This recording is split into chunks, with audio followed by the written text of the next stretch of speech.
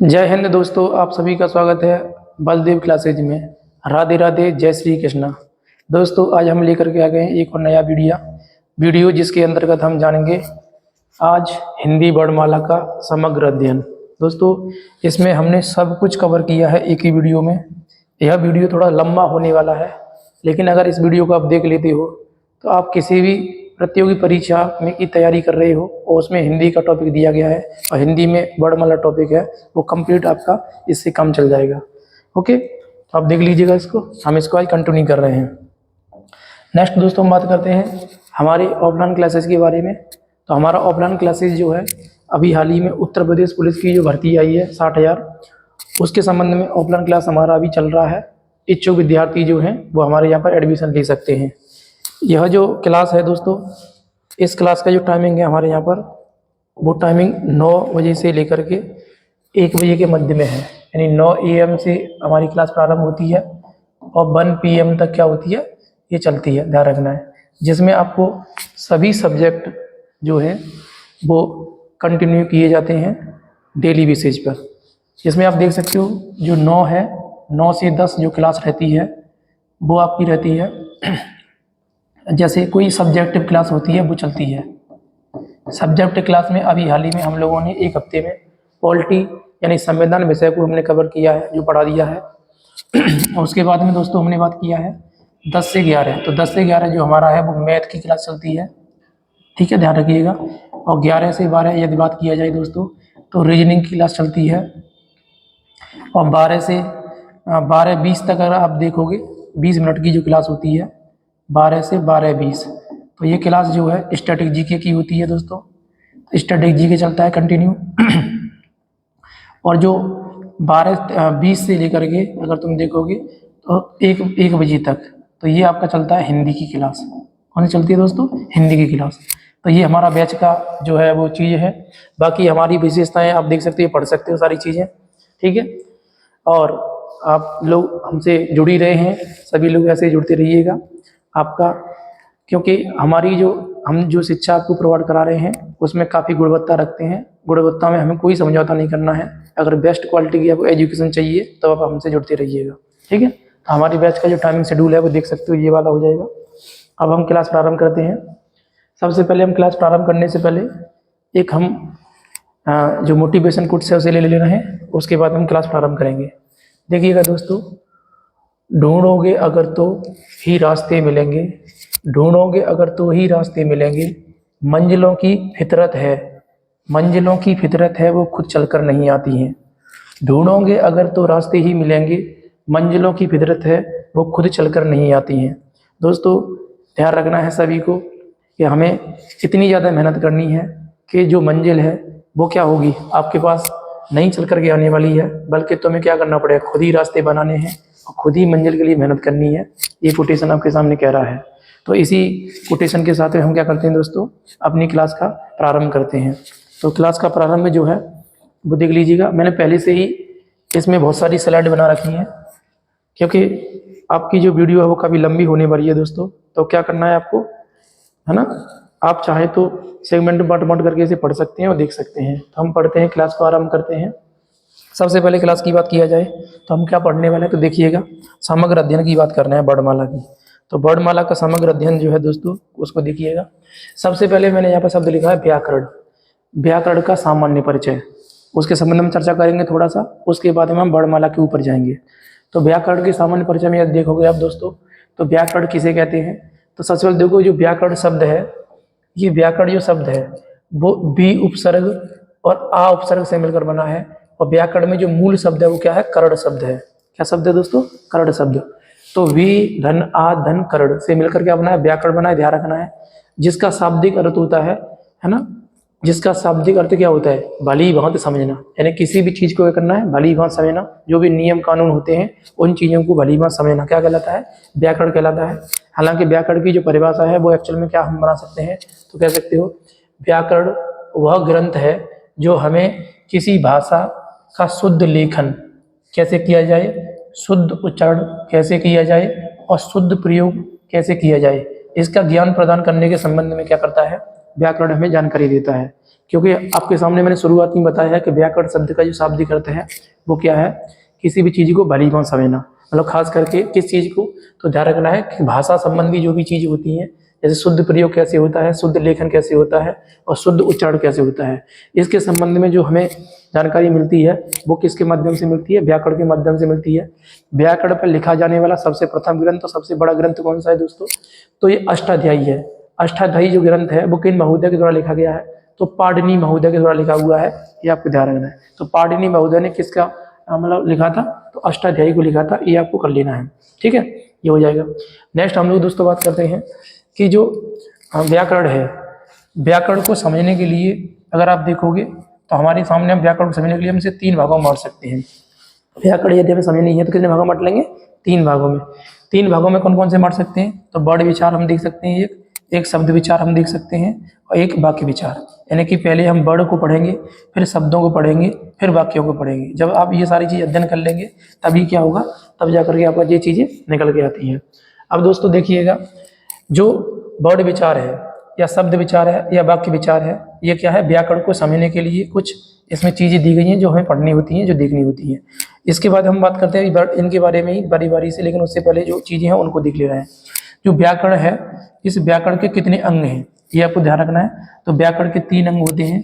3 अंग कौन कौन से होते हैं, तो एक वर्ड होता है, एक शब्द होता है, एक वाक्य होता है। तो वर्ड जो है और शब्द है और वाक्य है, ये क्या है, व्याकरण के अंग हैं। क्या हो जाते हैं, व्याकरण के।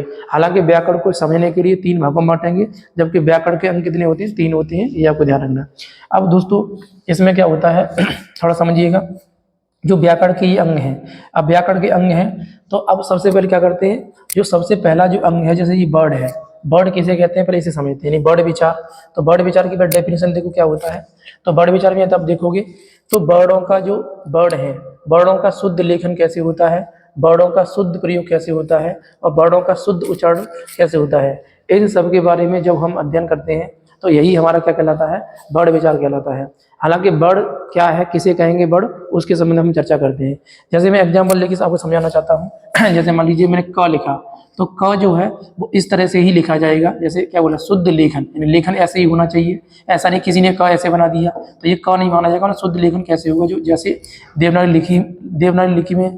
लिपि में लिखा हुआ वैसे ही हमें मानना है। अब इसका प्रयोग जैसे क बोलेंगे या कै बोलेंगे तो इसका प्रोनाउंसिएशन किस टाइप से होगा, उस समय से उसको भी हमें देखना है, और कहाँ पर किसका प्रयोग करना ये भी देखना होता है। तो प्रयोग और उच्चारण, यानी उच्चारण करते वक्त कोई मतलब गलती तो नहीं हो रही है, उसके संबंध में यदि हम देखेंगे तो ये भी क्या हो जाता है, ये भी वर्ड के अंतर्गत ही आ जाता है, ठीक है। तो आ से लेकर के जो भी ज्ञान तक वर्ड है, आ से लेकर के क्या है, जो भी ज्ञान तक वर्ड है, उन सब के बारे में जो अध्ययन करेंगे वो सब क्या कहलाता है, वर्ड विचार के अंतर्गत आता है, यह आपको ध्यान रखना है। अब प्रश्न वही आता है कि सर वर्ड विचार हमने समझ लिया, तो वर्ड तो हमने समझ लिया, अब जो मतलब भाषा है ना। अब भाषा में यदि हम देखें तो भाषा के जो अंग होते हैं या व्याकरण के जो अंग होते हैं वो 3 अंग होते हैं, जो आपको बता दिया मैंने कौन कौन से, वर्ड, शब्द और वाक्य। तो पहला अंग की हम बात करते हैं कि सर जो वर्ड है वो वर्ड किसे कहते हैं, ठीक है। तो वर्ड के बारे में हम देखें दोस्तों, तो वर्ड किसे कहते हैं, तो जैसे मैंने आपसे बोला आ या क ख कोई वर्ड बोला, तो ये क्या है, वर्ड का एक क्या ध्वनि रूप है, क्या है, ध्वनि रूप। यानी भाषा की जो मौखिक इकाई है, भाषा की मौखिक इकाई क्या कहलाती है, ध्वनि कहलाती है, ध्वनि। और इस ध्वनि का लिखित रूप है ना, इस ध्वनि का लिखित रूप क्या कहलाता है, वर्ड कहलाता है। मतलब जब मैं आपसे कह रहा हूँ कि क, तो ये ध्वनि कहलाएगी, लेकिन क को लिख दिया तो वर्ड कहलाएगा। जैसे मैंने ये लिख दिया यहाँ पर, जैसे मान लो क लिख दिया, अब क क्या कहलाएगा, जैसे लिखा हुआ है क है या अ है या ज्ञ है, अगर ये कुछ भी लिख दिया है तो ध्वनि का लिखित रूप ही वर्ड कहलाता है। जब तुम इसे बोल रहे हो तो वो ध्वनि ही कहलाता है, केवल ये आपको ध्यान रखना है, तो वही कहलाता है। तो क्या कहलाता है, ध्वनि का लिखित रूप कहलाता है, वर्ड कहलाता है। तो प्रश्न आता भी है कि बताओ भाषा की सबसे छोटी इकाई क्या है, तो भाषा की सबसे छोटी इकाई क्या है, ध्वनि है। भाषा की सबसे छोटी लिखित इकाई क्या है, तो भाषा की सबसे छोटी लिखित इकाई दोस्तों क्या हो जाएगी, वर्ड हो जाएगी। क्या हो जाएगी, वर्ड हो जाएगी।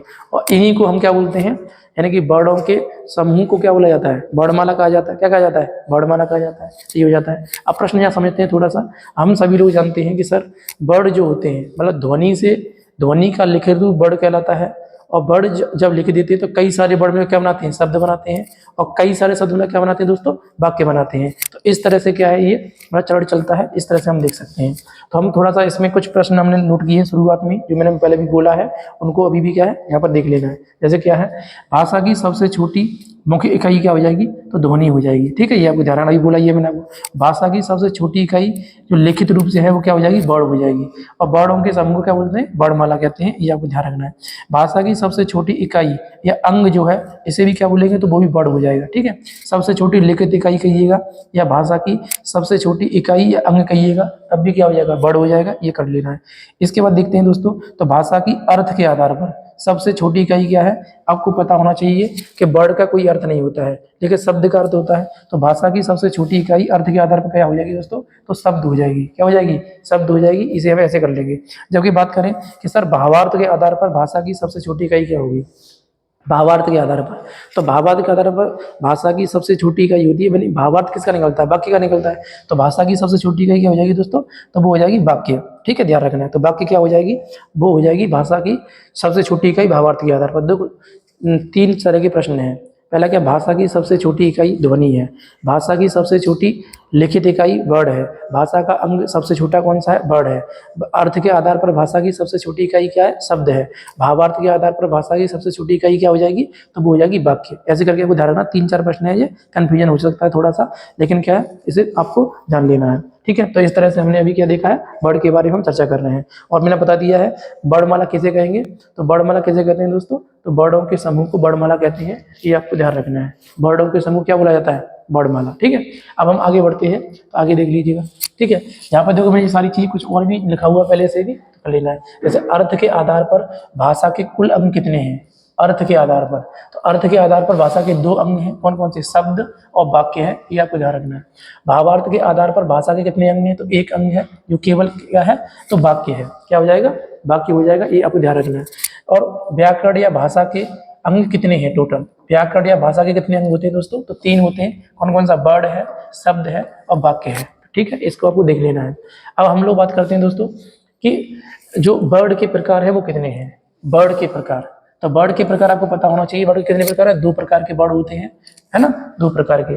अब इन्हीं वर्डों के समूह को बोलते हैं वर्णमाला, जो 2 प्रकार के, कौन कौन से, स्वर होता है और व्यंजन होता है। तो इन्हीं का जो समूह कहलाता है वो क्या कहलाता है दोस्तों, वर्णमाला कहलाता है। तो अभी पढ़ क्या रहे हो आप लोग, तो वर्णमाला का समग्र अध्ययन हम पढ़ने ही वाले हैं। तो इस वीडियो के अंतर्गत हम कंप्लीट वर्णमाला पढ़ रहे हैं। ठीक है, तो वो आपको यहाँ पर दिखाना चाह रहे हैं हम। तो देखिएगा, तो स्वर और व्यंजन यानी कि वर्णों के 2 प्रकार होते हैं। तो स्वर किसे कहते हैं और व्यंजन किसे कहते हैं, तो स्वतंत्र रूप से उच्चारित होने वाली ध्वनि क्या कहलाती है, स्वर कहलाती है। जो किसी अन्य वर्ड की सहायता से न बन करके स्वतंत्र बनता है, ऐसा वर्ड क्या कहलाता है, स्वर कहलाता है। जबकि यदि किसी मतलब की सहायता से यदि कोई वर्ड बनना है या प्रोनाउंसिएशन हो रहा है उसका, तो वो क्या कहलाता है, व्यंजन कहलाता है। मतलब स्वतंत्र रूप से न बनने वाली ध्वनि क्या कहलाती है, व्यंजन कहलाती है। किसी की सहायता लेगी, है ना, ये हो जाएगा। यानी कि हम कह सकते हैं बे वर्ड जिसे बोलते समय किसी अन्य वर्ड की सहायता नहीं ली जाती है, तो वो क्या कहलाता है, स्वर कहलाता है। जैसे अ, आ, ई, यानी कि यहाँ तक जो मतलब ओ तक है, यानी कि टोटल इनकी संख्या भी बताई है आगे। तो अ, आ, ई, उ, यानी कि जो आपका देख सकते हो बड़ा ओ तक जो भी स्वर रहते हैं वो इसमें आ जाएंगे। बाकी हम बात करते हैं व्यंजन की दोस्तों। तो व्यंजन में क्या होता है, ये सहायता लेते हैं, किसकी सहायता लेते हैं, तो ये लेते हैं यानी स्वरों की सहायता से उच्चारित होने वाले जो ध्वनि है या बनने वाले वर्ड होते हैं, उन्हें बोलते हैं व्यंजन। क्या बोलते हैं, व्यंजन कहते हैं। अब व्यंजन जैसे मान लीजिए मैंने ये क लिखा है पहले से, जो क है, अब क के पीछे प्रोनाउंसिएशन में अ की आवाज आती है, तो मतलब क को अगर हम ऐसे हलंत कर देंगे तो पीछे आ लगा हुआ आ जाता है। तो ये जो है वो क्या कहलाता है, तो वो कहलाता है आपका व्यंजन कहलाता है। क्योंकि यह किसकी मदद से बनना है, आ की मदद से बन करके पूरा यहाँ पर दिख रहा है।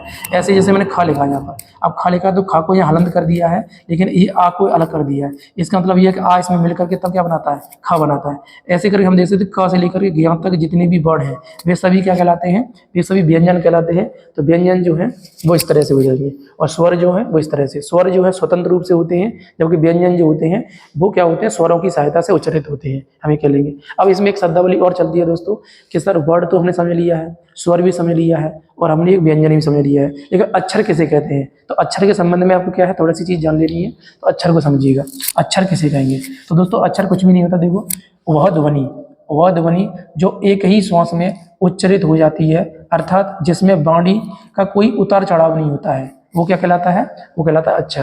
ध्यान रखिएगा, यानी कि ऐसी ध्वनि जो सीधे सीधे क्या हो रही है, आप बोलेंगे तो लगभग क्या है, एक जैसा हमें उसमें क्या है, अर्थ देखने को मिलता है या एक जैसा उच्चारण देखने को मिलेगा, तो वो क्या कहलाएगा? वो हमारा अक्षर कहलाएगा।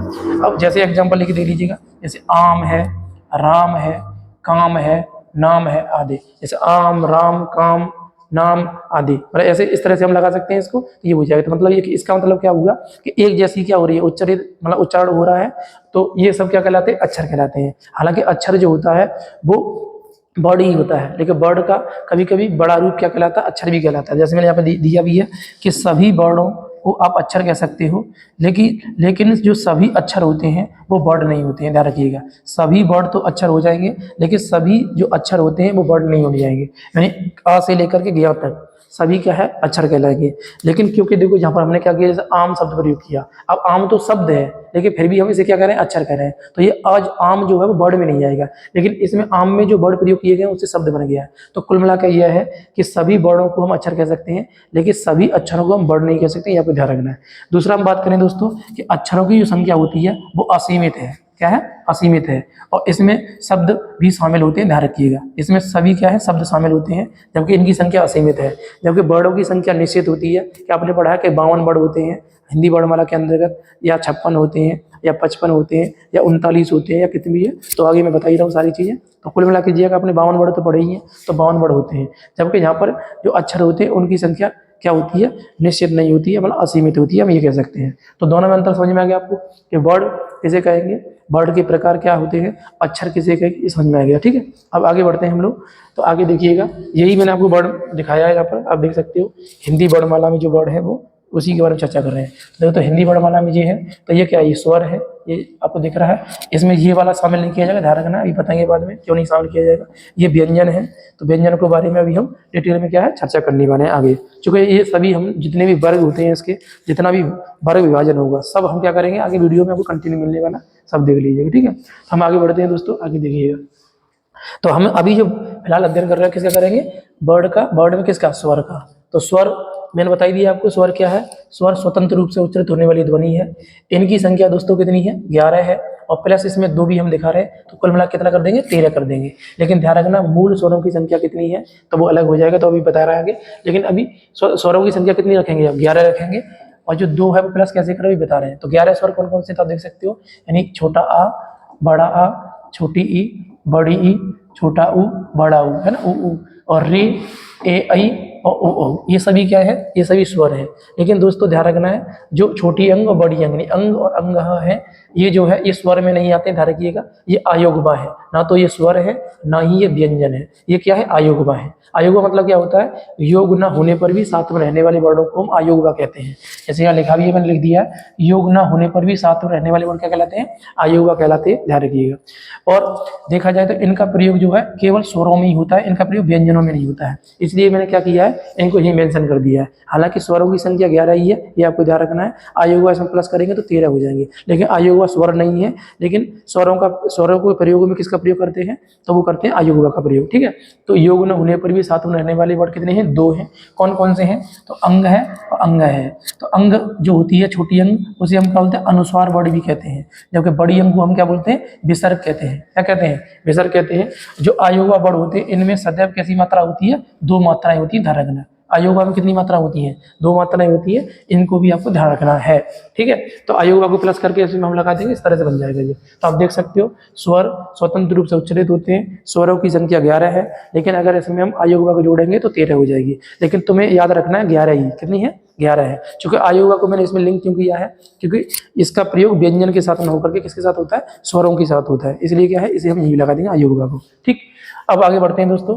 तो स्वरों के जो प्रकार है उनको समझते हैं। उसके स्वर कितने भागों में हम बांट सकते हैं? तो शुरुआत में मैंने स्वरों के प्रकार पहले से ही यहाँ लिख दिए हैं, आप देख लीजिएगा। लगभग 7 भागों में हम स्वरों को बांटेंगे, यानी मात्रा के आधार पर स्वरों के प्रकार, और जीवा के आधार पर स्वरों के प्रकार, ओष्ठ की आकृति के आधार पर स्वरों के प्रकार, तालु या मुख की आकृति के आधार पर स्वरों के प्रकार, अनुनासिकता के आधार पर स्वरों के प्रकार, जाति के आधार पर स्वरों के प्रकार, स्वर तंत्रिका के आधार पर स्वरों के प्रकार, ये सभी क्या दोस्तों हो जाएंगे स्वरों के प्रकार के अंतर्गत, ये हम देख लेंगे। ठीक है, इतना सारा क्या है स्वरों के प्रकार में रहेगा। तो इतना सारा जब पढ़ोगे तब जाके तुम्हारा क्या हो जाएगा, ये बन जाएगा।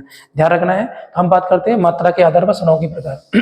तो सबसे पहला प्रश्न वही है कि सर मात्रा जो है वो कितने प्रकार की होती है। तो मात्रा दोस्तों कितने प्रकार की होती है, दो प्रकार की होती है। एक छोटी मात्रा होती है, एक बड़ी मात्रा होती है। छोटी मात्रा बड़ी मात्रा, जैसे मैं कहूँगा आपसे है ना कि कौन सा, छोटा आ बड़ा आ, तो छोटे आ की मात्रा कुछ होती है। तो ध्यान रखना है एक ऐसा स्वर है जिसकी कोई मात्रा नहीं होती है, बाकी सभी की क्या होती है मात्रा होती है। जैसे बड़ा आ तो बड़ी आ का डंडा, छोटी की मात्रा तो ई, बड़ी की मात्रा ई, ऐसे करें आपने देखा होगा। तो मतलब छोटी मात्रा बड़ी मात्रा, तो मात्राओं के प्रकार कितने होते हैं, दो होते हैं। लेकिन मात्राओं की संख्या दोस्तों कितनी होती है, तो 10 होती है। कितनी होती है, 10।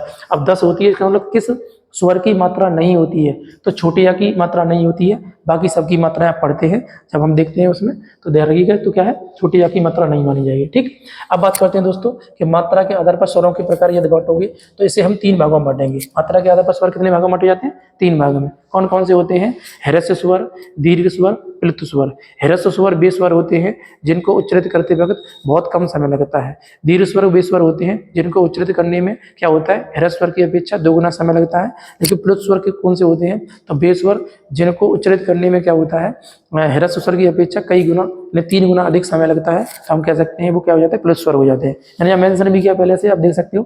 तो ह्रस्व स्वर एक प्रकार हो गया, दीर्घ स्वर एक प्रकार हो गया, और प्लुत स्वर एक प्रकार हो गया। ये मात्रा के आधार पर स्वरों के प्रकार है।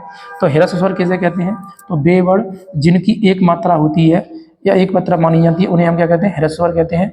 जिनको उच्चारित करने में क्या होता है, अल्प समय लगता है। क्या लगता है, अल्प समय लगता है। इनकी संख्या 4 होती है। अल्प संख्या देख सकते हो कौन कौन सा, छोटा आ, ई, छोटी ई, छोटा उ और रे। तो ये क्या है, ये सब क्या है, अल्प स्वर है। मतलब कि यानी कि हम कह सकते हैं ह्रस्व स्वर है। क्या हो जाएंगे दोस्तों, ये ह्रस्व स्वर हो जाएंगे। इसका जो संकेत होता है वो क्या होता है, सिर्फ एक डंडा होता है, यानी कि एक मात्रा काउंट किया जाता है। तो इस आधार पर एक मात्रा काउंट हो जाएगा यहाँ पर, ऐसे हम कह देंगे। लेकिन दोस्तों इसके कुछ उपनाम होते हैं, ये ह्रस्व स्वर के क्या होते हैं, तो इसे छोटा स्वर कहते हैं, या लघु स्वर कहते हैं, या एक मात्रिक स्वर कहते हैं, या मूल स्वर कहते हैं। पूछेगा निम्नलिखित में से मूल स्वर है, यानी छोटा आ दे देगा, बाकी और किसी और को देगा। तो उसके साथ ध्यान रखना मूल स्वर कौन से हैं, तो मूल स्वरों की संख्या 4 है। कौन कौन सा, अ, ए, उ और रे।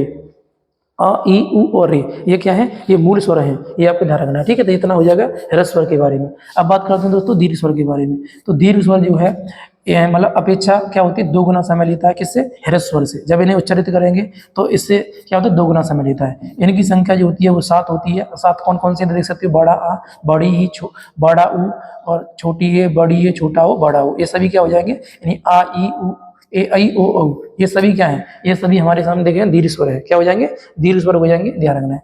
दीर्घ स्वर का अगर देखा जाए दोस्तों, संकेत की बात की जाए, संकेत क्या होता है, ऐसा आकार का, ऐसे ऐसे लगा देते हैं। मतलब यह 2 मात्रा का संकेत है। इधर एक मात्रा काउंट होती है, यहाँ 2 मात्रा काउंट होगी। ध्यान रखना है। जब आप छोटा छंद वगैरह पढ़ेंगे तो मात्रा का प्रयोग किया जाए तो मात्रा के हिसाब से क्या मिलेगा, काउंट करना होता है। तो ध्यान रखना है, इसे 2 मात्रा में, इसे 1 मात्रा में, क्योंकि इसे 2 मात्रा प्रयोग करते हैं इसलिए इसे बोलते हैं द्विमात्रिक स्वर। इसका निकनेम क्या है, द्विमात्रिक स्वर।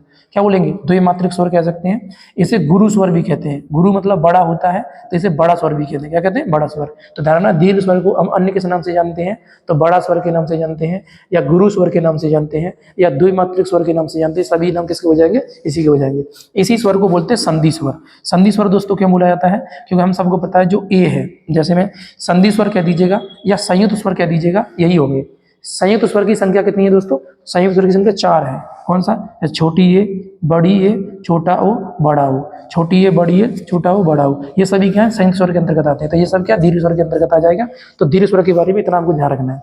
आगे बात करते हैं दोस्तों प्लुत स्वर की। तो प्लुत स्वर क्या किसे कहते हैं, तो प्लुत स्वर जो होता है तो ध्यान रखना है, यानी कि अपेक्षा किसकी, ह्रस्व स्वर की अपेक्षा इसमें 3 गुना समय लगता है। क्या लगता है, 3 गुना। इसकी संख्या 0 है, इसकी कोई संख्या नहीं होती है, ध्यान रखिएगा, है ना। लेकिन इसका प्रयोग हम किसके लिए करते हैं वो देख लीजिएगा, यानी किसी को दूर से पकड़ने के लिए या राह खींचने के लिए। यानी एक गायक जो होता है वो क्या करता है, जब कोई गाना गा रहा होता है तो लास्ट में क्या करता है, आवाज को खींच देता है अपनी, तो वो क्या होती है, प्लुत स्वर को प्रयोग कर रहा है वो। जैसे किसी कोई व्यक्ति दूर खड़ा है, उसको तुम बुला रहे हो, मान लो किसी का नाम कोई भी है ना, जैसे मान लो किसी का नाम सीटू है, तो मतलब सीटुआ ऐसे करके हम खींच देते हैं आवाज को, तो वो क्या जो खींच रही है वो क्या हो जाएगा, प्लुत स्वर हो जाएगा, क्योंकि वो खींचना ही क्या कहलाता है, प्लुत कहलाएगा। लेकिन अगर ऐसे बात किया जाए तो यहाँ पर देखो एक ऑथेंटिक जो परिभाषा उसकी वो क्या बन सकती है, तो देख सकते हो आप, यदि किसी स्वर को लंबे समय तक बोला जाए और तो वो क्या कहलाता है, वो प्लुत रूप धारण कर लेता है, यही प्लुत स्वर कहलाता है। जैसे मैं एग्जाम्पल देके समझाने की कोशिश करता हूँ आपको। जैसे मान लो ये ओम लिखा है, क्या लिखा है, ओम। अगर मैं इस ओम को दोस्तों, यदि इस ओम को मैंने सिर्फ ऐसे लिखा ओम, तो ये सिंपल है कि ओम आप बोलोगे और तुरंत आपका क्या हो जाएगा, बस ओम। जैसे मान लो किसी का नाम ओमपाल है, क्या नाम है, ओमपाल, तो मैंने ओमपाल बोला तो ओमपाल हो जाएगा। लेकिन अगर इस नाम में हमने क्या किया, इस नाम में ऐसे कुछ लगा करके ऐसे लिख दिया, तो अब इसके नाम का प्रोनाउंसिएशन कैसे होएगा, ओमपाल, मतलब खींचना पड़ेगा आपको, इसका मतलब यही होता है। तो ये प्लुत स्वर का मतलब क्या है, प्लुत स्वर की संख्या 0 जरूर होती है, लेकिन इसका एक संकेत होता है। संकेत क्या होता है, इस तरह से ध्यान रखिएगा, जो बता दिया मेरे को 3 का की तरह जो होता है वो संकेत माना जाएगा इसका। तो इस तरह से हम इसको निकाल लेंगे, ठीक है, ये हो जाएगा। अब मैंने इसमें कई सारे एग्जाम्पल लिए, जैसे मान लो ओम, तो ओम, जैसे हे राम। अब हे राम जैसे शब्द दिया है यहाँ पर देखो, जैसे मैंने अगर शब्द लिखा हे राम, तो अगर हे राम लिखा है तो आप ऐसे ही बोल दोगे झटके से और कुछ नहीं होगा। लेकिन अगर मान लो तुमने इसको ऐसे लिख दिया और इसके बीच में सिंबल लगा दिया, तो अब क्या करना पड़ेगा, अब तुम्हें खींचना पड़ेगा। जैसे हे राम, हे राम, मतलब खींच के आप बोल रहे हो, मतलब अब इसमें किसका प्रयोग हो रहा है, इसमें जो प्रयोग हो रहा है दोस्तों वो किसका हो रहा है, तो वो प्लुत स्वर का प्रयोग हो रहा है। किसका हो रहा है, प्लुत स्वर का प्रयोग हो रहा है, ध्यान रखना है। जैसे आपने देखा होगा हम प्रार्थना करते हैं, तो प्रार्थना करते में हम कहते नहीं है, प्रार्थना करने में हम स्वर को खींचते हैं। जैसे हे हंस बाइनी ज्ञानदायिनी अम्ब विमल मत दे, तो जो दे खींच रहे हैं ना, आप खींच रहे हैं, ये सब क्या कहलाएगा, ये प्लुत स्वर कहलाएगा। क्या कहलाएगा, प्लुत स्वर का प्रयोग कर रहे हैं लास्ट में जाकर के।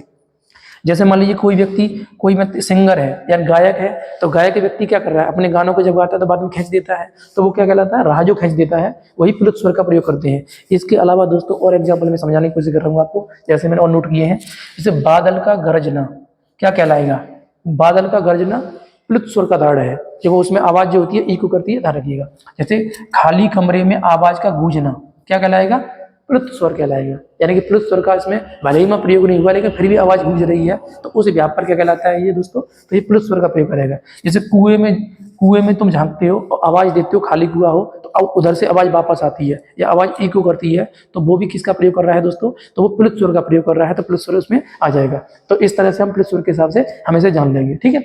तो आई होप आपको ये क्लियर हुआ होगा कि मात्रा के आधार पर जो स्वर है उसके 3 प्रकार होते हैं, ह्रस्व स्वर, दीर्घ स्वर, प्लुत स्वर। ह्रस्व स्वर की संख्या 4 होती है, दीर्घ स्वर की संख्या 7 होती है और प्लुत स्वर की संख्या 0 होती है, ठीक है, ध्यान रखिएगा। ह्रस्व स्वर एक मात्रिक स्वर है, दीर्घ स्वर 2 मात्रिक स्वर है और प्लुत स्वर में कोई मात्रा नहीं होती है, बस ये आपको जानना, उसका चिन्ह होता है 3 का की तरह, तो वो आपको उसे याद कर लेना है। बाकी आपको मैंने एग्जाम्पल सारा बता दिया है, ये हो जाता है। जैसे एक एग्जाम्पल प्लुत स्वर का और लिया हुआ है, जैसे मैया शब्द लिखा हुआ मैया, लेकिन अगर इसको खींचना है तो क्या करना है, मैया ऐसे खींच जाता है तो खींच के चला जाएगा, ये हो जाएगा, ठीक है। तो इस तरह से हम सारी चीज इसमें देख लेंगे। अब दोस्तों हम बात करते हैं स्वरों के प्रकार में। हमने पहला प्रकार पढ़ लिया है जिसका नाम मात्रा है।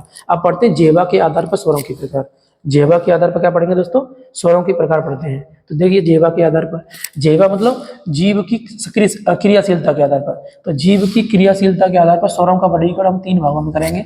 3 भाग कौन कौन से होते हैं, तो मैंने जीव यहाँ निकाल लिया है, मतलब जीव को क्या किया, बाहर निकाल लिया है। अब जीव को जब बाहर निकाल दो तो क्या हो जाएगा, तो जीव का अगला भाग क्या हो जाएगा, अग्र, तो अग्र स्वर हो जाएगा, मतलब अग्र स्वर, मध्य स्वर और पश्च स्वर, मतलब जीव के अगले वाले हिस्से से उच्चारित होने वाले जो स्वर होते हैं उन्हें अग्र स्वर कहते हैं। मध्य स्वर किसे कहते हैं, तो जीव के मध्य वाले भाग से उच्चारित होने वाली स्वरों को हम मध्य स्वर कहते हैं, जबकि जीव के पीछे वाले हिस्से से उच्चारित होने वाली स्वरों को हम क्या कहते हैं, पश्च स्वर कहते हैं। पश्च स्वर जो शब्द आ रहा है, तो अब इसमें हमने लिखा हुआ है। तो अग्र स्वर को याद करने का तरीका क्या है, तो अग्र में अग्रीय, मतलब इसमें देखो क्या किया है, अग्रीय शब्द लिया हमने, तो इसमें ई का मतलब जोड़ा है और ए को जोड़ा है, तो ई के दोनों जोड़े ई, तो ई जो है वो क्या है, अग्र स्वर है, मतलब ई और ए, तो ए भी क्या है, अग्र स्वर है। और साथ में देखो ई और रे लगभग एक जैसा प्रोनाउंसिएशन है। तो अग्र स्वर की संख्या दोस्तों कितनी है, तो अग्र स्वर की संख्या दोस्तों 5 है। कितनी संख्या है, 5 संख्या है। तो अग्रीय से आप रिलेट कर लेंगे और इसे याद कर लेंगे, तो अग्र स्वर की संख्या कितनी हो जाएगी, 5 हो जाएगी,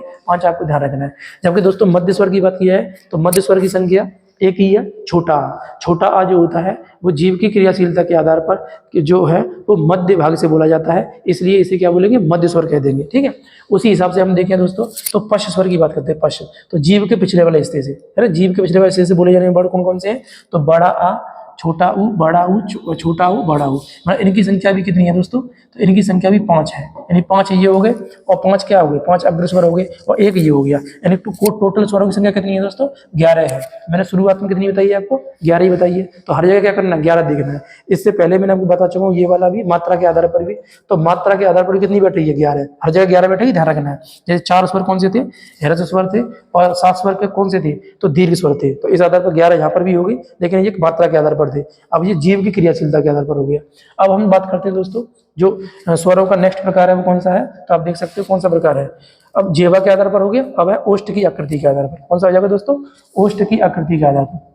तो ओष्ठ की आकृति के आधार पर ये तीसरा प्रकार हो जाएगा, ये दूसरा हो गया, ये तीसरा है। तो ओष्ठ की आकृति के आधार पर आप देखोगे तो स्वरों के प्रकार जो है वो 2 प्रकार हैं। कितने प्रकार हैं दोस्तों, 2 प्रकार। कौन कौन से, वृत्ताकार स्वर होते हैं जिन्हें हम व्रतमुखी कहते हैं, और अवृत्ताकार स्वर होते हैं जिन्हें हम अवृतमुखी भी कहते हैं। क्या कहते हैं, अवृतमुखी।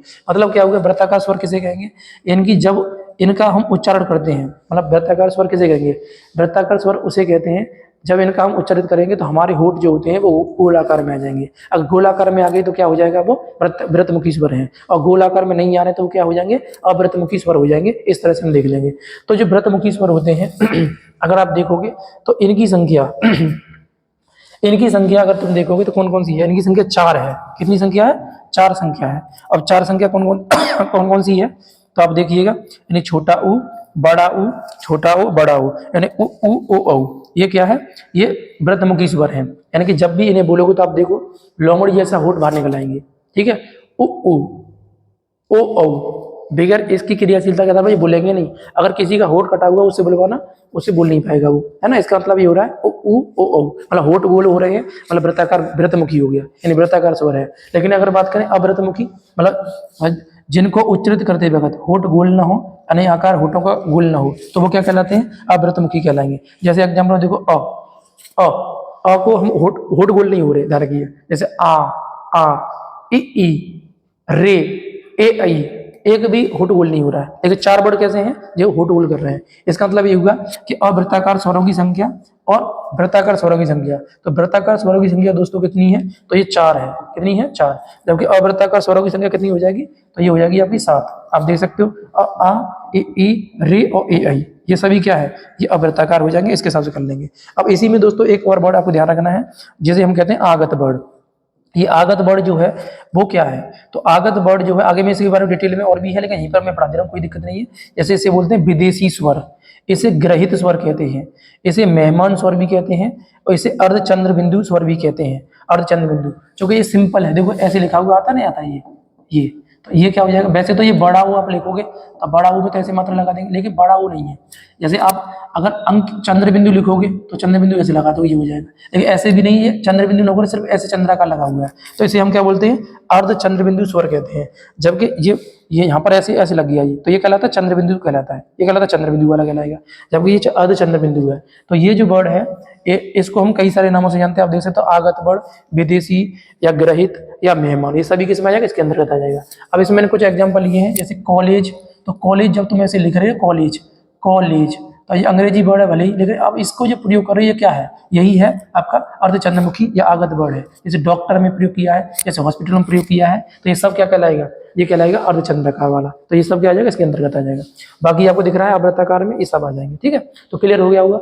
ओष्ठ की आकृति के आधार पर वर्णों के यानी स्वरों के जो प्रकार हैं वे 2 होते हैं, व्रतमुखी और अव्रतमुखी। व्रतमुखी स्वरों की संख्या 4 होती है, अव्रतमुखी स्वरों की संख्या 7 होती है। टोटल कितने हो गए, 11 हो गए। तो ओष्ठ की आकृति के आधार पर क्लियर हो जाएगा, जीवा की आकृति के आधार पर क्लियर करा दिया, और मात्रा की आधार पर भी क्या करा दिया, मतलब इसको क्लियर करा दिया। अब आगे बढ़ते हैं दोस्तों, तो आगे देखते हैं। आगे देखिएगा, तालु है ना, तालु या मुख की स्थिति के आधार पर स्वरों का वर्गीकरण कितने होते हैं, तो इसे 4 भागों में बांटेंगे। तालु या मुख की स्थिति के आधार पर। अब ये बात कर रहा है अंदर, जैसे मुख जो होता है तो जीभ जो होती है वो ऊपर नीचे क्या करती है, टच करती है, उसके आधार पर क्या कर रहा है, ये बात कर रहा है। तो तालु जो अंदर तालु होता है उसके संबंध में। तो हम देखते हैं यहाँ पर, तो इसमें देखो कितने भागों में बांटा है, 4 भागों में बांटा है। तो सबसे पहला कौन सा, संवर्त स्वर होता है, उसके बाद में अर्ध संवर्त स्वर होता है, उसके बाद में विवर्त स्वर होता है और अर्ध विवर्त स्वर होता है। इन चार प्रकार का ये होता है। कितने प्रकार होता है, 4 प्रकार का, ये आपको ध्यान रखना है। अब देखिएगा, जो संवर्त स्वर होता है दोस्तों, इसे बोलते हैं बंद स्वर। क्या कहते हैं, बंद स्वर। अब विवर्त स्वर होता है, इसे बोलते हैं खुला स्वर। क्या कहते हैं, खुला स्वर कहते हैं। जैसे बंद स्वर क्यों कह रहे हैं, जब भी आप बोलोगे तो हमारा मुख लगभग बंद सा रहता है। जैसे इ उ उ, उसके बाद में रे, इ उ और रे, मतलब एकदम बंद सा मुंह है, ज्यादा सक्रियता नहीं है। इसका मतलब ये हो गया कि ये संवर्त स्वर है। क्या स्वर है दोस्तों, ये संवर्त स्वर है, ध्यान रखना है। इसे याद करने का तरीका क्या है कि ये संवर्त स्वर रहेगा, तो आपको ध्यान रखना है। इसको याद करने का तरीका सबसे बेस्ट रहेगा, जैसे ये संवर्त शब्द लिखा है ना, तो संवर्त में क्या करना है आपको, तो संवृतु, क्या लिख देना है, संवृतु। तो संवृतु में क्या हो जाएगा, ई जोड़ा है अपने और उ जोड़ा है, तो संवृतु। जहाँ ई आता है दोस्तों वहाँ रे भी आता है, और उ जोड़ा है तो उ से उ आ जाएगा। तो दोनों आपको याद कर लेना, इस हिसाब से ये बन के आ जाएगा। ठीक है, तो संवृतु से ऐसे रिलेट कर लेना, ऐसे बन जाएगा। ठीक है, जबकि विवर्त में सिर्फ एक ही वर्ड आता है, वो कौन सा है, बड़ा आ, यानी पूरा मुंह खुल जाता है। जैसे आ, आप बगैर मुंह मतलब खोले से बोल नहीं सकते हो। जैसे तो आप आराम से मतलब बोल पा रहे, लेकिन आ जब बोलते तो पूरा मुंह खुल जाता है, मतलब क्या हो जाएगा, विवर्त हो जाएगा। जबकि हम बात करते हैं अर्ध समर्थ स्वर की, तो अर्ध समर्थ स्वर कौन कौन से हो जाएंगे, मतलब हमारा मुख आधा बंद रहता है ना, ये हो जाएगा। तो छोटी ए और छोटा हो, तो ये किस में आ जाते हैं, अर्ध समर्थ के अंतर्गत आ जाएंगे। जबकि हम बात करें अर्ध विवर्त की दोस्तों, तो अर्ध विवर्त में कौन आ जाएगा, तो छोटा आ, बड़ी ए और बड़ा ओ। ठीक है, तो अ, ए और ओ, आ, ए और ओ, ये सब क्या है, ये सभी हो जाएंगे अर्ध विवर्त स्वर। क्या हो जाएंगे दोस्तों, अर्ध विवर्त स्वर हो जाएंगे। ये आपको ध्यान रखना है। ठीक है, अभी मैं तुम्हें प्रश्न पूछूंगा, आपको कमेंट बॉक्स में आंसर करना है, ध्यान रखिएगा। जब पूरा ये थोड़ा खत्म हो रहा है स्वरों का जो टॉपिक है वो, तब बताना आपको सारी चीजें। ठीक है, अब दोस्तों आगे बढ़ते हैं, तब स्वरों के प्रकार नेक्स्ट देखते हैं हम। ठीक है, ये हमने किसके आधार पर देखी था, तालु के आधार पर। तो ये तालु के आधार पर कौन से नंबर का था, 4 नंबर का था, ध्यान रखिएगा। 4 नंबर ये हो गया स्वरों के प्रकार में। अब 5वां प्रकार स्वरों का कौन सा, देखिएगा, अनुनासिकता के आधार पर। अनुनासिकता के आधार पर स्वरों का वर्गीकरण। ठीक है, हम कर रहे हैं। तो अनुनासिकता के आधार पर स्वरों का वर्गीकरण हम 2 भागों में करेंगे दोस्तों। एक तो हो जाएगा अनुनासिक स्वर, एक हो जाएगा निरनुनासिक स्वर। अनुनासिक और निरनुनासिक स्वर हो जाएंगे। अनुनासिक स्वर कुछ नहीं होते हैं और निरनुनासिक स्वर क्या होते हैं, जो भी स्वर होते हैं दोस्तों, उन स्वरों के ऊपर अगर तुम चंद्र बिंदु लगा दी, तो जैसे चंद्र बिंदु लगा हुआ है इसके ऊपर, यहाँ पर भी, इन सब के ऊपर या तो चंद्र बिंदु प्रयोग कर रहे होंगे या अनुस्वार कर रहे होंगे, चंद्र बिंदु या अनुस्वार कर रहे होंगे, तो ये जो है वो क्या कहलाएगा, अनुनासिक कहलाएगा। क्या कहलाएगा, अनुनासिक। तो सभी स्वर अनुनासिक हो सकते हैं, सभी स्वर क्या है, अनुनासिक हो सकते हैं, ध्यान रखिएगा। बस फर्क इस बात का पड़ता है चंद्र बिंदु कहाँ आ रहा है और अनुस्वार कहाँ आ रहा है। अगर चंद्र बिंदु कहीं प्रयोग किया जाएगा तो उनसे बनने वाला वर्ड क्या कहलाता है, तद्भव क्या कहलाएगा, तद्भव रूप कहलाता है वो शब्द का, क्या कहलाएगा, तद्भव रूप। अगर कोई शब्द बनेगा इससे क्या कहलाएगा, तद्भव रूप। लेकिन अनुस्वार से कोई बनेगा तो क्या कहलाएगा, तत्सम कहलाएगा। क्या कहलाएगा, तत्सम कहलाएगा, ध्यान रखना है। तत्सम आगे तत्सम तद्भव पढ़ते हैं, टॉपिक आएगा तब पर, ये आपको काम देगा, ध्यान रखना है। लेकिन बात किया जाए निरनुनासिक की दोस्तों, तो निरनुनासिक जो स्वर होता है वो किसे कहेंगे, तो निर्धन अनुनासिक। निर माने नहीं, यानी जिसमें चंद्र बिंदु नहीं, वो क्या कहलाता है, निरनुनासिक स्वर कहलाता है। निरनुनासिक स्वर जिसमें चंद्र बिंदु नहीं है, मतलब सिंपल जो स्वर होते हैं वो क्या कहलाएंगे, वो आपके कहलाएंगे निरनुनासिक स्वर। यानी कि 11 के 11 स्वर क्या है, निरनुनासिक हो सकते हैं, और 11 स्वर क्या कहलाते हैं, अनुनासिक कहलाते हैं। क्या कहलाते हैं, अनुनासिक। अगर उसमें चंद्र बिंदु और अनुस्वार का प्रयोग कर रहे हैं तो अनुनासिक है, और जब सिंपल लिख रहे हैं तो क्या कहलाएंगे, वो निरनुनासिक कहलाएंगे, निरनुनासिक स्वर। ठीक है, इनकी संख्या भी 11 है और इनकी संख्या भी कितनी हो जाएगी, 11 हो जाएगी, ध्यान रखिएगा। ठीक है, अभी मैंने लिखा भी है, देखो अर्ध चंद्र बिंदु वाला स्वर कौन सा था, तो मैंने बताया था अभी आपको, देखो ये, यानी कि ऐसे करके हम लिख देते हैं, इस पर बिंदी लगा दिया तो ये चंद्र बिंदु हो जाएगा। लेकिन अगर बिंदी नहीं लगी तो क्या कहलाएगा, ये कहलाएगा अर्ध चंद्र बिंदु। ठीक है, इसी को मैंने बोला था आपको विदेशी स्वर कहते हैं, इसे ही आगत स्वर कहते हैं, इसे ही मेहमान स्वर कहते हैं। ठीक है, एग्जाम्पल में दिए ही थे कि डॉक्टर जब लिखते हैं या कॉलेज लिखते हैं या हॉस्पिटल लिखते हैं तो उनके ऊपर जो आप चंद्र बिंदु लगा रहे हैं वो क्या है, वो इसी का ही एग्जाम्पल रहता है, ध्यान रखिएगा। तो इतना क्लियर हो गया हुआ आपको, यानी कि अनुनासिकता के आधार पर स्वरों के प्रकार 2 हैं। कौन से अनुनासिक स्वर और निरनुनासिक स्वर। अनुनासिक स्वर की संख्या भी 11 है और निरनुनासिक स्वर की संख्या भी 11 है। बस अंतर कितना है कि इस पर चंद्र बिंदु लग रही है अनुनासिक वाले पर, इस पर चंद्र बिंदु नहीं लग रही है। ठीक है, इतना क्लियर हो जाएगा। नेक्स्ट दोस्तों बात करते हैं जाति के आधार पर स्वरों का वर्गीकरण। जाति के आधार पर स्वरों का वर्गीकरण यदि आप देखेंगे तो 6 नंबर ये हो जाएगा जाति के आधार पर। तो जाति के आधार पर आप देखे जाए तो इसे 2 भागों में बांटेंगे, है ना। कौन कौन सा? सजातीय स्वर कह सकते हैं और विजातीय स्वर कह सकते हैं। सजातीय स्वर और विजातीय स्वर। सजातीय स्वर मतलब क्या? समान जाति के स्वरों को सजातीय स्वर कहते हैं दोस्तों। समान जाति के स्वरों क्या बोला जाएगा? सजातीय स्वर कहा जाएगा। इनकी संख्या तो मतलब नहीं, देखो अ और आ ये एक ही जाति के हैं, जैसे ए और ई एक ही जाति के हैं, उ और उ एक ही जाति के। जैसे मैं कहूँ आपसे अ और अ से मिलकर क्या बन जाएगा? बड़ा आ बन जाएगा, मतलब ये सजाती है। क्या हो जाएगा? सजाती। ऐसे ये सब आपस में बन जाते हैं।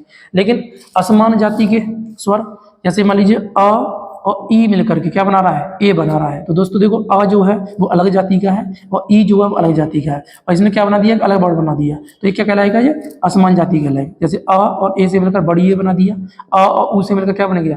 उ से मिलकर बन गया छोटा ओ, तो ये अलग जाति बन गई। अ और ओ से मिलकर क्या बन गया? बड़ा ओ बन गया, तो ये अलग जाति बन गई। तो इस आधार पर हम कह सकते हैं कि ये अलग जाति के हिसाब से निकल के आ जाएगा।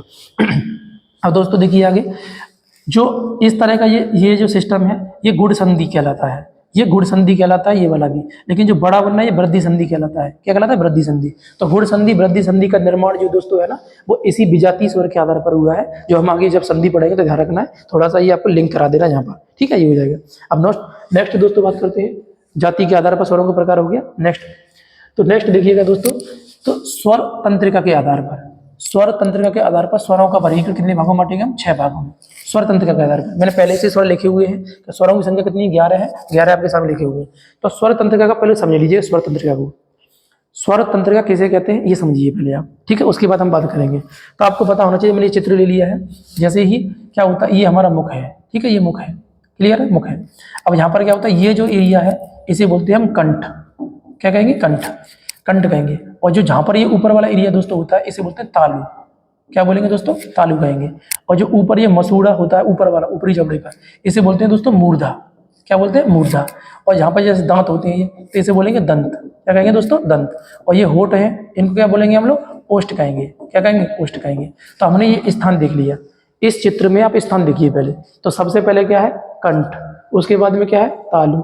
उसके बाद में क्या है? मूर्धा। उसके बाद में क्या है? दंत। उसके बाद में क्या? ओष्ठ। ठीक है, ऐसे हो जाएगा। अब देखिएगा यहाँ पे याद करने का तरीका क्या है। जैसे वर्णमाला कहाँ से स्टार्ट है? आ से। तो आ के बाद में क्या है? ई है। उसके बाद में क्या है? उ है। उसके बाद में क्या है? रे है। ऐसे आप रीड कर लेंगे। तो दोस्तों देखिएगा अ आ अ आ अ जो प्रोनाउंसिएशन होता है वो कहाँ से होता है? कंठ से होता है। तो अ कैसे वर्ड है? कंठ स्वर है। कैसे स्वर है? कंठ स्वर। जैसे बोलेंगे तो ऐसा लग रहा है कि अंदर से खिंचाव हो रहा है आ, ये नहीं लग रहा है कि बाहर से बोला है, अंदर से खिंचाव होकर के हो रहा है, तो उसे बोलते हैं कंठ। तो कंठ से निकल कर आ रहा है, इसलिए कंठ स्वर कह देंगे। अब वर्णमाला में दूसरा कौन सा? ई। तो ई जब भी बोलते हैं दोस्तों तो हमारा जीव जो है ना ऊपर क्या हो रहा है? ऊपर जबड़े पे चिपक रहा है। ई प्रोनाउंसिएशन करके देखिएगा, बोलिए खुद आप ई ऐसे बोल रहे हैं तो क्या हो रहा है कि ई जो है जैसे बोलते हैं तो हमारी जीव जो है ऊपर चिपक रही है, ऊपर। तो ऊपर कहाँ चिपकती है? तो आपको पता होना चाहिए, इसे बोलते हैं तालु। क्या बोलते हैं? तालु। तो तालु बोलते हैं, इसका मतलब ये हुआ कि इसे क्या बोलेंगे हम लोग? तालव्य स्वर कहेंगे। क्या कहेंगे? तालव्य स्वर। तो तालव्य स्वर कौन कौन से होते हैं? ई। वर्णमाला में कंठ है, कौन सा है? तो आ। वर्णमाला में ई कौन सा है? तो ध्यान रखना, ये क्या हो जाएगा? तालव्य हो जाएगा। अब मूर्धन्य की बात करते हैं दोस्तों, यहाँ अपवाद में आ जाएगा ये ऊ। अब ऊ जो है दोस्तों वो आपको अपने आप ही दिख रहा है ऊ। ओष्ठ की क्रियाशीलता ज्यादा है, तो उ। तो ओष्ठ है स्वर किसे कहेंगे? उ कहते हैं। किसे कहते हैं? उ। लेकिन मूर्धन्य अगर बात करेंगे तो मूर्धन्य कौन सा हो जाएगा? रे हो जाएगा। यानी रे जब भी बोलते हैं तो रे बोलने में क्या होता है? जीभ जो होती है वो ऊपर ही जबड़ा है, ऊपरी जबड़ा उसके मसूड़े पर टच कर रही है ऊपर की तरफ। जैसे मैं यहाँ पर दिखाया आपको, ये ऊपरी जबड़ा था मसूड़े पर, इसे बोलेंगे मूर्धा। यानी जीभ जब ऊपर टच करके किसी वर्ड का उच्चारण करती है तो उसे मूर्धा कहते हैं। तो इस आधार पर क्या होता है दोस्तों, इसे मूर्धन्य क्या बोलेंगे? मूर्धन्य स्वर कहेंगे। तो मूर्धन्य स्वर कौन सा होता है? तो रे होता है। कौन होता है दोस्तों? तो रे क्या है? मूर्धन्य स्वर हो जाएगा, ध्यान रखना है। दंत स्वर कोई भी नहीं है, ये आपको ध्यान रखना है। क्या दांत के सहायता से कोई भी स्वर बोला जाता है? तो कोई भी स्वर दांत की सहायता से नहीं बोला जाता है, यानी दंत स्वर नहीं है कोई भी, ध्यान रखना। लेकिन बात करें दोस्तों आगे, तो अभी हमारे पास में कितने बचे? ए और आई बचा और ओ और औ बचा। तो ए आई और ओ औ दोनों जो है वो किससे बन रहे हैं? तो आपको पता होना चाहिए। देखो जैसे मैं बात करूं ए, तो ए किससे बन रहा है? अ और ए मिलकर क्या बना रहा है? ए बना रहा है। तो आप देखिए अ क्या है? अ है कंठ, और ई क्या है? ई है तालव, तालु वाला। तो क्या हो जाएगा? कंठ तालु हो जाएगा। तो कंठ तालव्य वर्ड किसे कहेंगे? तो ए आई को। कंठ तालव्य, मतलब ये दोनों की सहायता से बोला जा रहा है, यानी कंठ की सहायता से और तालु की सहायता से जब बोला जाएगा तो उसे हम क्या बोल देंगे, तो कंठ तालव्य कहेंगे। क्या कहेंगे, कंठ तालव्य, तो ए कंठ तालव्य हो जाएगा। अब कंठोष्ठ दोस्तों किसे कहेंगे, तो कंठोष्ठ की यदि बात करेंगे आप, तो कंठोष्ठ देखो क्या हो जाएगा, इसको बना के देख लो, जैसे अ और उ को मिलाएंगे तो क्या बन जाएगा, ये बन जाएगा दोस्तों आ और ऊ को मिलाएंगे, छोटा ऊ ले लीजिएगा ऊ, तो क्या हो जाएगा, छोटा ओ बन जाएगा। तो अब ये जो है दोस्तों किससे बनना है, यानी कंठ से बनना है, और ऊ क्या है, ऊ है ओष्ठ, क्या है, ओष्ठ, और ये क्या है, कंठ। तो कंठ ओष्ठ जब मिलेगा तो क्या कहलाएगा, कंठोष्ठ कहलाएगा। तो कंठोष्ठ है जो स्वर है वो कौन सा हो जाएगा, तो छोटा ओ और बड़ा ओ जो है वो क्या हो जाएंगे, कंठोष्ठ हो जाएंगे। क्या हो जाएंगे, कंठोष्ठ हो जाएंगे। तो ये आपको ध्यान रखना है। तो इस चित्र को आप याद करो, उसके हिसाब से इसे लर्न करो, आराम से चीज बन जाएंगी। तो कंठोष्ठ जो स्वर है वो कौन से हैं, कंठ तालव्य स्वर कौन से हैं, दंत स्वर कोई भी नहीं होता है, ये मूर्धन्य स्वर होता है रे, और कंठ स्वर होता है, तालव्य स्वर होता है, ये आपको ध्यान रखना है। तो हम कह सकते हैं स्वर तंत्रिका। तो स्वर तंत्र के आधार पर स्वरों को कितने प्रकार हैं, 6। अब 6 का मतलब इसमें कौन सा हमारा नहीं दिख रहा है हमको, तो ध्यान रखना है ये दंत वाले दिख रहा है, यहाँ भले ही में 7 लिखा है लेकिन दंत इसमें है ही नहीं है, तो कितना बचेगा, 6 ही तो बचेगा। तो दंत स्वर कोई भी नहीं, ध्यान रखिएगा। हालांकि स्वर तंत्र का तो 7 है, लेकिन उसमें यदि हम देखेंगे तो इस आधार पर हम इसे लगा लेंगे। अब आगे बढ़ते हैं दोस्तों, आगे देखिएगा, ठीक है। तो अभी तक दोस्तों हमने स्वरों के संबंध में चर्चा कर लिया है, किस संबंध में, स्वरों के संबंध में, ठीक है। तो स्वरों के संबंध में जितना भी प्रकार था मैंने आपको पूरा बता दिया है, कौन कौन सा था बता दीजिएगा। स्वर किसे कहते हैं, स्वर जो है ऐसी मतलब स्वर वे वर्ड होते हैं जो स्वतंत्र रूप से उच्चारित होते हैं या बनते हैं, या किसी की सहायता नहीं लेते हैं, स्वतंत्र बन जाते हैं। स्वरों की संख्या 11 है, ये आपको ध्यान रखना है। स्वरों को मात्रा के आधार पर 3 भागों में बांटते हैं, ह्रस्व स्वर, दीर्घ स्वर और प्लस स्वर। स्वरों को हम जीवा के आधार पर 2 भागों में बांटते हैं, 3 भागों में बांटते हैं, अग्र स्वर, मध्य स्वर और पश्च स्वर। स्वरों को हम ओष्ठ की आकृति के आधार पर 2 भागों में बांटते हैं, आवर्तमुखी और मतलब विमूर्तमुखी, मतलब वृत्ताकार स्वर और अवृत्ताकार स्वर, ऐसे 2 भागों में बांट देंगे। तालु के आधार पर या मुख्य आधार पर इसे 4 भागों में बांटते हैं, समवर्त स्वर, अर्धसमवर्त स्वर, विव्रत स्वर और अर्धविव्रत स्वर। जाति के आधार पर 2 भागों में बांटते हैं, समान जाति के स्वर और विषमान जाति के स्वर, यानी सजातीय और विजातीय स्वर। और स्वर तंत्र के आधार पर इसे हम 6 भागों में बांटते हैं। 6 भाग कौन से हैं, कंठ स्वर, मतलब उसके बाद में तालव्य स्वर, मूर्धन्य स्वर, दंत स्वर कोई है नहीं है, उसके बाद में क्या हो जाए, ओष्ठ स्वर, फिर कंठ तालव्य स्वर और कंठ ओष्ठ स्वर। तो ऐसे करके हम बांट देंगे, संख्या में लिखी हुई है सारी चीज आप देख सकते हो। अब तुम्हें प्रश्न करना है तो प्रश्न बता दीजिए मुझे, थोड़ा सा ये आंसर कमेंट बॉक्स में देना है आपको, ठीक है। आप बताइएगा क्वेश्चन मुझे, ये बताओ छोटी ए तालु के आधार पर किस में आएगा, छोटी ए तालु के आधार पर किस में आएगा, ये बताना है आपको। और बता दीजिएगा छोटी ए कोई बताइए, छोटी ए जो है ये ओष्ठ की आकृति के आधार पर किस में आएगा, छोटी ए जो है ये मात्रा के आधार पर किस में आएगा, बताना है आपको। और छोटी ए जो है वो बता दीजिएगा जीवा के आधार पर किस में आएगा, जीवा के आधार पर किस में आएगा ये बताना है आपको। और छोटी ए स्वर तंत्र के आधार पर किस में आएगा, ये आपको सब कमेंट बॉक्स में देना है। किसमें देना है दोस्तों, कमेंट बॉक्स में। तुरंत आंसर आना चाहिए, ध्यान रखिएगा। तो जितना ही प्रकार है सब बता दीजिए इसका निकाल करके। नहीं, एक स्वर के इतने सारे नाम हैं, इतने सारे कैटेगरी में आएगा, और सब कैटेगरी निकाल लीजिएगा जितना भी तुम्हें कैटेगरी कराया हुआ है, ठीक है। यानी तालु के आधार पर, ओष्ठ के आधार पर, मात्रा के आधार पर, जीवा के आधार पर, स्वतंत्र के आधार पर, ये सब आंसर करिए कमेंट में। अब एक कोटेशन ले लेते हैं, फिर हम आगे बढ़ते हैं, आगे कंटिन्यू कर रहे हैं सारी चीजों को। देखिए कोटेशन क्या है, जो मेहनत पे भरोसा करते हैं, जो मेहनत पर भरोसा करते हैं वो किस्मत की बात कभी नहीं करते। जो मेहनत पर भरोसा करते हैं वो किस्मत की बात कभी नहीं करते हैं, क्योंकि दोस्तों हम सभी लोग जानते हैं किस्मत एक लिफ्ट की तरह है, अगर चल गई तो तुम्हें पहुंचा देगी, लेकिन जो मेहनत है वो एक सीढ़ियों की तरह है।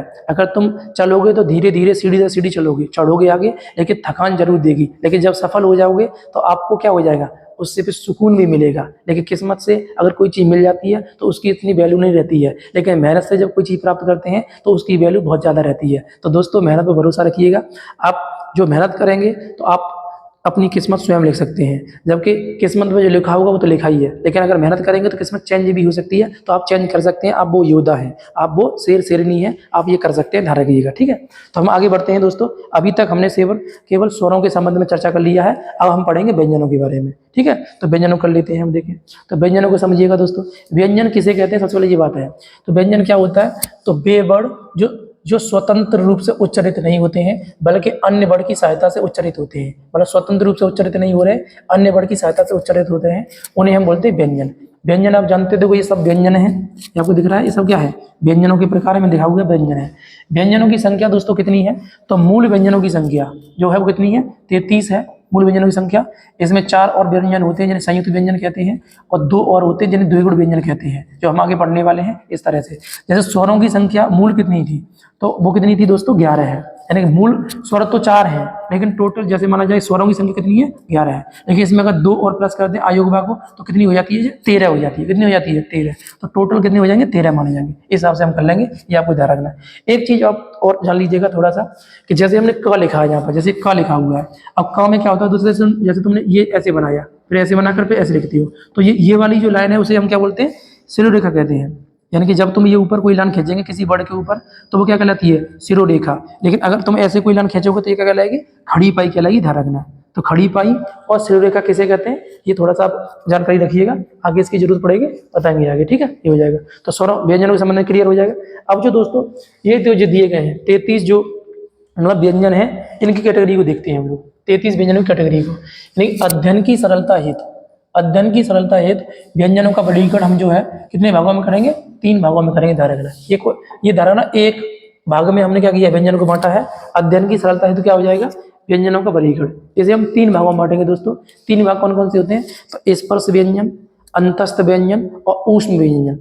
स्पर्श व्यंजन वे व्यंजन होते हैं जब हम इन्हें उच्चारित करते हैं तो हमारे मुख में जो जीभ होती है वो कहीं ना कहीं किसी न किसी को स्पर्श करती है, टच करती है, तो वो स्पर्श व्यंजन होता है। स्पर्श व्यंजन में 5 वर्ग होते हैं और प्रत्येक वर्ग में 5 वर्ण होते हैं, अर्थात इनकी संख्या कितनी होती है, 25 होती है। तो इस हिसाब से हम क्या कर देंगे, स्पर्श व्यंजन को कर लेंगे। स्पर्श व्यंजन में यहाँ लिखा भी है, जैसे ये यहाँ पर दिया गया, देख सकते हैं आप, जैसे क ख ग घ ढ। अब ये जो दिया है दोस्तों, इसका प्रोनाउंसिएशन क्या होता है, अंगा। क्या बोलेंगे इसको, अंगा कहेंगे, ठीक है। तो जो क से लेकर के अंगा तक के वर्ड है उन्हें बोलते हैं क वर्ग। क्या बोलेंगे, क वर्ग कहेंगे। जो च से लेकर के यहाँ तक वर्ड है उन्हें क्या बोलेंगे, च वर्ग कहेंगे, च वर्ग। और ट से लेकर के अणा तक है उन्हें क्या बोलेंगे, ट वर्ग कहते हैं। और जो त से लेकर के ना तक वर्ड है उन्हें क्या बोलेंगे, हम त वर्ग कहेंगे। और प से लेकर के माँ तक वर्ड है इन्हें क्या बोलेंगे, प वर्ग कहेंगे। क्या कहेंगे, प वर्ग। यानी कि स्पर्श व्यंजन में वर्ग की संख्या 5 है। कौन कौन सा वर्ग है, क चट तप, क वर्ग, च वर्ग, ट वर्ग, त वर्ग, प वर्ग। प्रत्येक वर्ग में कितने वर्ड हैं, वर्ड कितने, 5 वर्ड है। यानी कि 5 मल्टीपल 5 अर्थात 25 है। तो स्पर्श व्यंजनों की संख्या दोस्तों कितनी है, 25, यानी 25 है, ध्यान रखिएगा। कितनी हो जाएगी, 25 हो जाएगी। अब इनका देखो नामकरण में यहीं पे कर दिया है, हालांकि इनका नामकरण में अलग से भी एक इंडेक्स है जो समझाऊंगा आगे आपको, मैंने पहले से बना रखी है, इसमें देखा जाएगा। तो क वर्ग को हम क्या बोलते हैं, कंठ है। तो कंठ है जो व्यंजन है कौन से हैं, तो क वर्ग के सभी वर्ग क्या कंठ है, जबकि च वर्ग के सभी वर्ग क्या तालव्य वर्ग है, तालव्य कहलाएंगे। क्या कहलाएंगे, तालव्य। यानी कि इनका प्रोनाउंसिएशन किससे होता है, तालव्य से होता है।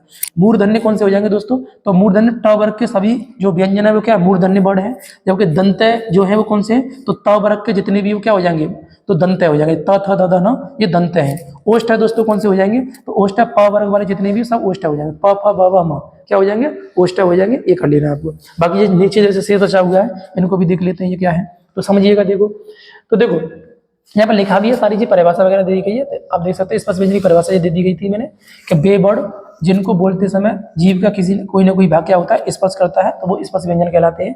अब बात करते हैं दोस्तों अंतस्थ व्यंजन की। अंतस्थ, अंत, अंत मतलब अंदर, अंदर, इस्त मतलब बैठा हुआ, यानी अंदर, अंदर से बैठा हुआ। फिर अंदर से बोले जाने वाले वर्ड क्या कहलाते हैं, अंतस्थ व्यंजन कहलाते हैं। अंतस्थ व्यंजनों की संख्या कितनी है दोस्तों, 4 है। कितनी संख्या है, 4। तो इनकी संख्या कितनी, 4 है। कौन कौन से हैं, य र लब, य र ल व, य र लब, य र लब। य र लब क्या है, अंतस्थ है। जब इनका तुम प्रोनाउंसिएशन करो ऐसा लगता है जो हवा है वो अंदर की तरफ जा रही है, य र लब, अंदर से खिंच के आ रहा है, ऐसा लग रहा है अंदर से। और देखिए इनमें से 2 जो वर्ड हैं, यानी य और व, ये इन्हें बोलते हैं हम अर्धस्वर। दोस्तों क्या बोलते हैं इसको, हम अर्धस्वर कहते हैं। ध्यान रखिएगा, तो ध्यान रखिएगा अर्धस्वर कैसे थे, इन दोनों वर्णों का उच्चारण स्वरों की तरह होता है, इसलिए क्या है, इसलिए इन्हें हम अर्धस्वर कहते हैं। यानी कि बिना जीभ की क्रियाशीलता के आधार पर क्या है, ये बन जाता है य वो, य वो, यानी होठ की क्रियाशीलता हो रही है और जीभ की क्रियाशीलता इसमें नहीं होती है। तो ये हालांकि जो अंतस्थ व्यंजन है उनकी संख्या कितनी है, 4 है। तो चारों को आपको ध्यान, 4 कौन सी हो जाएगी, तो ये हो जाएगी, ठीक है। अब दोस्तों बात करते हैं, यानी कि 3 भागों में बांटा इसको, तो तीसरा भाग कौन सा हो जाएगा, तीसरा भाग है ऊष्म व्यंजन। कौन सा जाएगा, ऊष्म।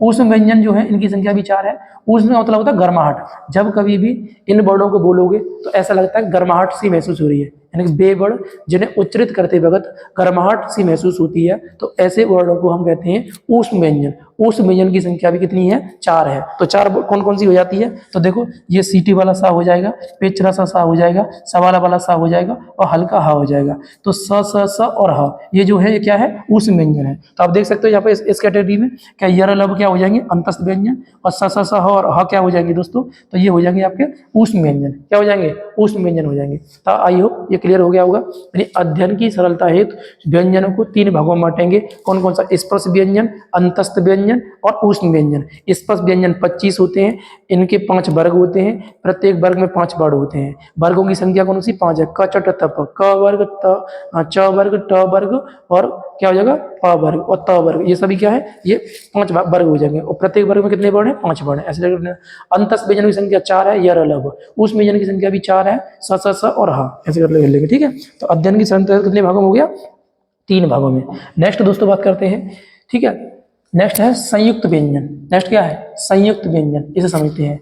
तो संयुक्त व्यंजन किसे कहते हैं, देखो, यदि किसी वर्ड को 2 व्यंजन और 1 स्वर की सहायता से बनाया जाए, यानी योग से बनता है, मतलब 3 ध्वनियां जुड़ करके, 3 ध्वनियां जुड़ करके एक नया वर्ण बनाती हैं, तो दोस्तों वो क्या कहलाता है, संयुक्त अक्षर कहलाता है या संयुक्त व्यंजन कहलाएगा। क्या कहलाएगा, संयुक्त व्यंजन। इसमें 3 ध्वनियां होंगी, देखो इनकी संख्या भी 4 होती है।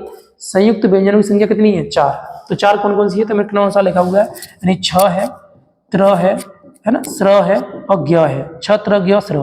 तो देखो छ जो वर्ड है, ये व्यंजन है, ये किस किस से बना है, तो मैंने क्या बोला है, 2 व्यंजन होने चाहिए। तो 2 व्यंजन देखो है क्या नहीं है, यानी क एक व्यंजन है और स। अब स में अगर हलंत लगाओ तो क्या निकल के आ जाएगा, आ निकल के आ जाएगा। क्या निकल के आएगा, आ। इसका मतलब क्या हुआ, 2 व्यंजन हो गए और 1 स्वर हो गया। देखो 3 ध्वनियां है क्या नहीं है, 3 ध्वनियां, प्रत्येक में 3 ध्वनियां हैं। इसका मतलब ये हुआ है कि ये जो सभी बने हुए वो किससे बन रहे हैं, 3 ध्वनियों से। और 3 ध्वनियों से जब कोई एक नया वर्ड बनता है तो वो क्या कहलाता है, संयुक्त व्यंजन कहलाता है। क्या कहलाता है, संयुक्त व्यंजन। पेपर में भाई ये बहुत ज्यादा इंपॉर्टेंट है, पेपर में बहुत ज्यादा पूछा भी जाता है, ध्यान रखिएगा, ठीक है। ये वाला प्रश्न देगा, छ बनता है तो हलंत लगा देता है। कभी कभी देखो एग्जाम्पल देख समझा दे रहा हूँ मैं आपको, जैसे दे देगा, जैसे छ बनता है, ऑप्शन दे देगा, जैसे ऑप्शन ए जी ले लो। ऑप्शन ए तो यही हो गया। ऑप्शन बी जैसे कोई दे दिया, जैसे क हलंत नहीं दिया और हलंत यहाँ दे दिया, ठीक है। और ऑप्शन सी दे दिया क और दोनों में हलंत दे दिया, ऐसे कर दिया, ठीक है। और एक ऑप्शन डी दे दिया, किसी में भी हलंत नहीं दिया, ऐसे बना दिया।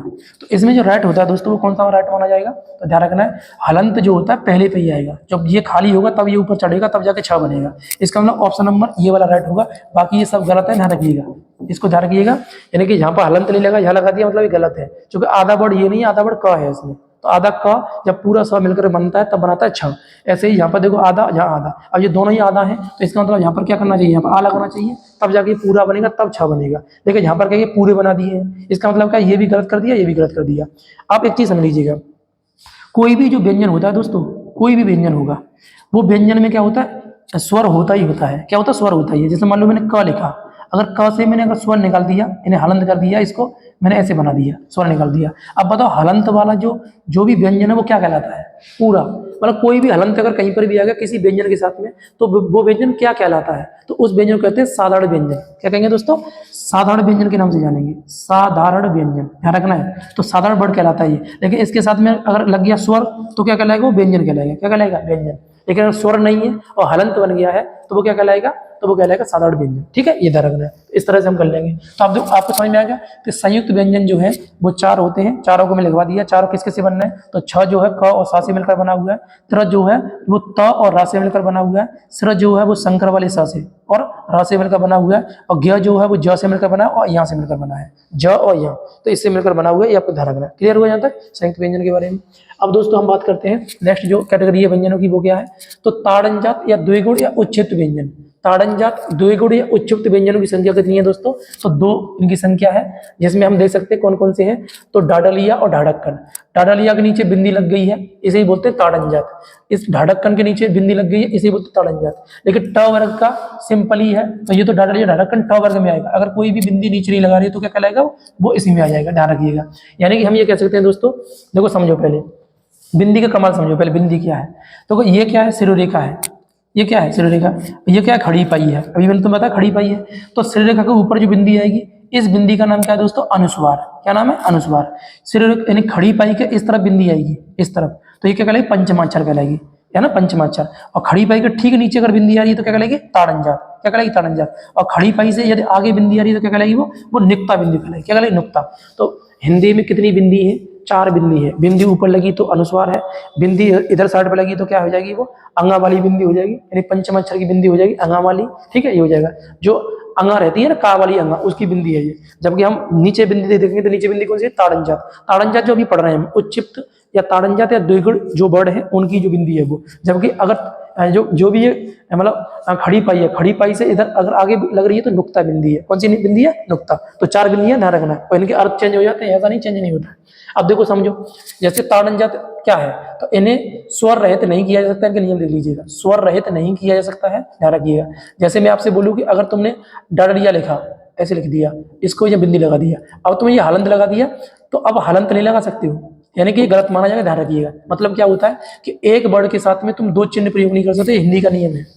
हिंदी में यदि किसी भी वर्ड के साथ में अगर कोई प्रयोग करोगे तो एक वर्ड के साथ में 2 चिन्ह नहीं आएंगे। इस आधार पर क्या है कि ये जो ड और ढ जो होते हैं, अगर ताड़नजात वाले हैं तो आप इन्हें आधा नहीं कर सकते, कभी ध्यान रखिएगा, ये हो जाएगा। जैसे यहाँ एक एग्जाम्पल लिखा है, देखो यहाँ पे, जैसे मैंने बोला क, तो क को हलंत लगा सकते हैं, मतलब एक बिंदी है, एक बिंदी, तो क्या हो जाएगा, कोई टेंशन नहीं है, चल जाएगा। लेकिन मान लीजिए यहाँ पर ख मैंने लिखा, यानी कि यहाँ पर कोई बिंदी नहीं, मतलब ये आधा हो जाएगा। लेकिन अगर तुमने बिंदी लगा के आधा करोगे तो आधा नहीं बनेगा, ध्यान रखिएगा। यानी ताड़नजात वर्ड में क्या, एक बिंदी अपने आप में आपने लगा दिया तो एक चिन्ह हो गया, दूसरा हलंत लगाएंगे दूसरा चिन्ह हो गया। तो एक साथ में हिंदी वर्णमाला में 2 चिन्ह नहीं आते हैं, ये नियम कहता है हिंदी का। इसलिए हिंदी के वर्णों को जब भी तुम आधा करोगे, खासकर स्वरों को, तो वो आधे नहीं होंगे अगर 2 चिन्ह प्रयोग हुए होंगे तो, ठीक है। तो ये हो जाएगा। अब इसमें कुछ एग्जाम्पल देखो सर, ताड़नजात या द्विगुण या उच्चक व्यंजनों का प्रयोग कहाँ करते हैं, कहाँ पर, तो दोनों को समझो थोड़ा सा।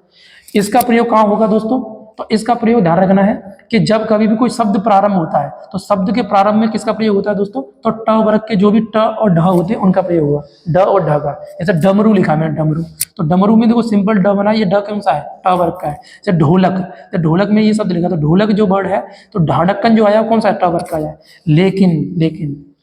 लेकिन क्या है, लेकिन ध्यान रखना है कि अगर वर्ड जैसे शब्द हमने लिखा और शब्द के एक वर्ड लिखने के बाद में, एक वर्ड लिखने के बाद में कोई दूसरा अगर मान लीजिए मतलब ड और ढ आता तो उसके नीचे बिंदी आएगी। जैसे मैंने देखो स लिखा, अब स के बाद में क्या आ गया, ड डलिया आ रहा है, अब इसके नीचे बिंदी आएगी। अब ये जो ड है वो कौन सा है दोस्तों, वो ताड़नजात है।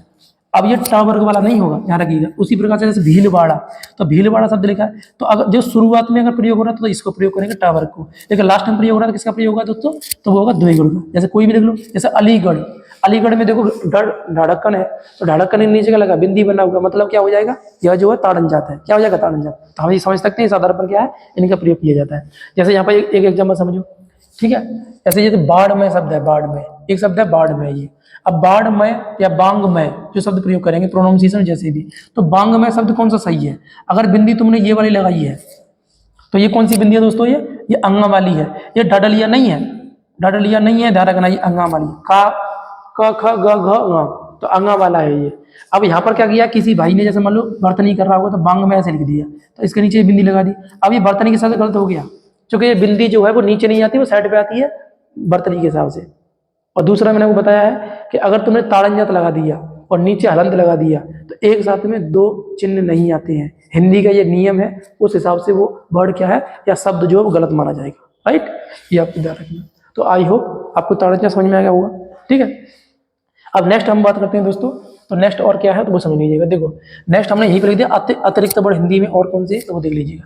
तो देखो नुक्ता वर्ड है, कौन सा वर्ड है, नुक्ता। नुक्ता को हम क्या बोलते हैं, तो जीवा मूल्य ध्वनि कहते हैं। नुक्ता वर्ड क्या बोलते हैं, जीवा मूल्य ध्वनि के नाम से जानते हैं, ध्यान रखिएगा। नुक्ता वर्ड किसे कहते हैं तो समझो यहाँ पर, यानी किसी भी वर्ड के पहले नुक्ता लगने के बाद में क्या है, नुक्ता चिन्ह लगाना पड़ता है। यह क्या है, अरबी फारसी भाषा से लिया गया है, यानी अरबी फारसी भाषा का है। यानी कि वो वर्ड जो है, देखो किसी भी वर्ड के आगे अगर तुमने, अब उसमें कुछ वर्ड निश्चित होते हैं लिखे हुए यहीं पर ही, तो अगर आपने नुक्ता लगा दिया तो ऑटोमेटिक क्या हो जाता है, वो अरबी या फारसी भाषा में चला जाएगा। हमारा हिंदी का जो रहता है, इनकी संख्या कितनी है, 5 वर्ड है। कौन कौन से, जैसे क है, ख है, ग है, ज है और फ है। देखो समझो, जैसे क शब्द लिया आपने, क वर्ड लिया, अब क सिंपल लिया तो ये क जो है वो क्या हो जाएगा दोस्तों, तो क तो ये व्यंजन हो जाएगा हमारा हिंदी का। लेकिन इस क के आगे तुमने क्या नुक्ता लगा दिया तो अब ये क्या हो जाएगा, अब हो जाएगा फारसी का। क्या हो जाएगा, फारसी का। जैसे ख के आगे नुक्ता लगा दिया, फारसी का है। ये किसका, ग का, ये भी है, कैसे कर लग जाएगा। अब ये करते क्या है दोस्तों, क्या क्या है, ये हमारे शब्दों का अर्थ चेंज कर देते हैं। मैं कोई एक एग्जाम्पल लेके समझाता हूँ आपको, देखो समझो। जैसे मैंने आपसे बोला गज, ये जो गज शब्द है ना दोस्तों, गज, ये गज शब्द जो है ना मापने के हिसाब से है, मापने के हिसाब से, यानी 1 गज चल गया, 1 गज क्या हो गया, गज। लेकिन अगर इसके आगे हमने क्या लगा दिया, नुक्ता लगा दिया, तब ये मापने के हिसाब से हुआ, ठीक है। लेकिन हमने सिर्फ सिंपल लिख दिया गज, तो अब ये हाथी है। जो गज किसे बोलते हैं, हाथी कहते हैं। लेकिन नुक्ता लगा दिया, क्या हो जाएगा ये, अब ये मापने के हिसाब से हो जाएगा, ठीक है। ऐसे लगा देंगे। एक और एग्जाम्पल जैसे लो, बेगम, क्या हो जाएगा, बेगम। बेगम मतलब बिगर गम के, कोई गम नहीं, कोई गम नहीं। लेकिन अगर दोस्तों इसके आगे तुमने क्या किया, आपने ये नुक्ता लगा दिया, यहाँ पर नुक्ता। अब बताओ क्या हो जाएगा, बेगम। बेगम मतलब बीवी, वाइफ। बेगम हमारी बेगम है। इस्लाम भाई जो होते हैं वो क्या करते हैं, मतलब जो मुस्लिम भाई वो क्या करते हैं, बेगम, मतलब इस्लाम धर्म में बेगम तो बीवी, बीवी प्रयोग करते हैं, तो बीवी के हिसाब से। मतलब इसका मतलब ये हुआ कि नुक्ता लगाने से जो भी शब्द बनता है उस शब्द का अर्थ ही चेंज हो जाता है। और दूसरा, जब भी बोलेंगे तो इनका प्रोनाउंसिएशन चेंज हो जाएगा, गज गज गज गज, यानी चेंज हो जाता है। बेगम बेगम बेगम बेगम, मतलब थोड़ा सा क्या डिफरेंस देखने को मिलता है, ये हो जाएगा। अब देखो आगे समझो और क्या है। एक हमने महोदय लिखे हैं राजा शिव प्रसाद। राजा शिव प्रसाद को दोस्तों हम क्या बोलते हैं, सितारे हिंद कहते हैं। क्या कहते हैं, सितारे हिंद। यानी इन्होंने ही बोला था कि नुक्ता जो भी एक बार प्रयोग कर लिया हमने, तो अगर प्रयोग कर लिया तो वो वर्ड जो है किस भाषा का हो जाएगा, अरबी या फारसी भाषा का हो जाएगा। ये किसने कहा है, राजा शिव प्रसाद के द्वारा कहा गया है। ये आपको ध्यान रखना है कि नुक्ता वर्ड अगर हिंदी में कहीं प्रयोग कर लिया तो वो जो शब्द बनेगा उससे, वो सब क्या कहलाएगा, फारसी या अरबी भाषा कहलाएगा। ध्यान रखिएगा, ठीक है, ये हो जाएगा। अब देखो इनकी संख्या हमने आपको 5 बताई है। कितनी संख्या है इनकी, 5 है। लेकिन एनसीईआरटी के अनुसार जो नुक्ता वर्ड है उनकी संख्या कितनी है दोस्तों, 3 ही है। क ज फ, क्या है, ख ज फ, ख है, ज है और फ है। बाकी ओवरऑल देखा है तो 5 हो जाएंगे। कितने हो जाएंगे दोस्तों, 5 हो जाएंगे। इस हिसाब से आपको ध्यान रखना है। तो इस तरह से हमने नुक्ता के संबंध में हमने चर्चा कर लिया। क्लियर हो गया होगा। नेक्स्ट दोस्तों बात करते हैं, एक और कोटेशन लेते हैं, फिर हम आगे बढ़ते हैं। यहाँ तक आपने पढ़ लिया, इसको पहले आप है ना रिवीजन कीजिएगा, फिर उसके बाद हम इसको देखते हैं, ठीक है। तो अभी तक मैंने आपको व्यंजनों के संबंध में हम चर्चा कर रहे हैं। तो व्यंजनों में जो मूल व्यंजन की संख्या वो 33 होती है। अब 33 कौन कौन सी होती है तो बता दिया मैंने आपको। स्पर्श व्यंजन, अंतस्थ व्यंजन, ऊष्म व्यंजन। स्पर्श व्यंजन 25 होते हैं, अंतस्थ 4 होते हैं और ऊष्म 4 होते हैं, यानी 33 हो गए। अब मैंने बात किया कि आपने पढ़ा होगा सर व्यंजन तो हमने 39 पढ़े हैं, तो 39 में हमने 2 और बढ़ा दिए। कौन कौन से, यानी संयुक्त व्यंजन और द्विगुण व्यंजन। संयुक्त व्यंजन जो होते हैं दोस्तों वो कितने हैं, 4 होते हैं। और द्विगुण व्यंजन कितने होते हैं, 2 होते हैं। तो इस आधार पर टोटल कितना हो जाएगा, 39 हो जाएगा। तो 39 क्लियर हमने करा दिया आपको। अब नेक्स्ट हम आगे बढ़ते हैं, कोटेशन पढ़ो पहले क्या कह रहा है वो। अपने सपनों को पूरा करने के लिए पढ़ाई के पंख चुनो। अपने सपनों को पूरा करने के लिए पढ़ाई के पंख चुनो। ध्यान रखना, सफलता का कोई शॉर्टकट नहीं है दोस्तों, तुम्हें एक न एक दिन मेहनत करनी पड़ेगी। ऐसा नहीं है कि आप बगैर मेहनत के कुछ भी बन जाओगे, ऐसा कभी नहीं हो सकता है। भगवान राम तब तक राम नहीं कहलाए, मतलब भगवान नहीं कहलाए जब तक उन्होंने 14 वर्ष तक वनवास नहीं काटा। समझ में नहीं आ रहा है। तो हम कौन तरीके के मसाले हैं जो हमको बगैर संघर्ष के सब कुछ मिल जाएगा। तो ध्यान रखिएगा, आपको सबसे बेहतरीन रास्ता आपका क्या है, यानी पढ़ाई है। और पढ़ाई जो है आपको क्या कर देगा, आपके पंख जैसा काम करता है। यानी कि ये शुरुआत में जरूर स्ट्रगल देगा, लेकिन आपको इंसान बना देगा, इतना बेहतरीन इंसान कि आप जो चाहेंगे वो आप बनने वाले हैं, ठीक है। ध्यान रखिएगा। तो हम आगे बढ़ते हैं दोस्तों, आगे समझिएगा। अब आगे हमने देखा है क्या, तो देखिएगा व्यंजनों का वर्गीकरण। देखो व्यंजनों का वर्गीकरण अभी तक हमने क्या देखा, अध्ययन की सरलता हेतु 3 भागों में बांटा था। अब दूसरा भाग ये उसी में आ गया है। तो उसमें देखिएगा कौन सा होता है, अंघोष या कंपन के आधार पर, है ना, अंघोष या कंपन के आधार पर या गूंज के आधार पर व्यंजनों के प्रकार, ठीक है। इसको हम देखते हैं। व्यंजन कह दीजिएगा या पूरे टोटल वर्ड कह दीजिएगा, क्योंकि अब तो इसमें सब कुछ हम रखेंगे इसके अंतर्गत, तो उसके हिसाब से क्या ये लग जाएगा यहाँ पर, ठीक है, लगा दीजिएगा।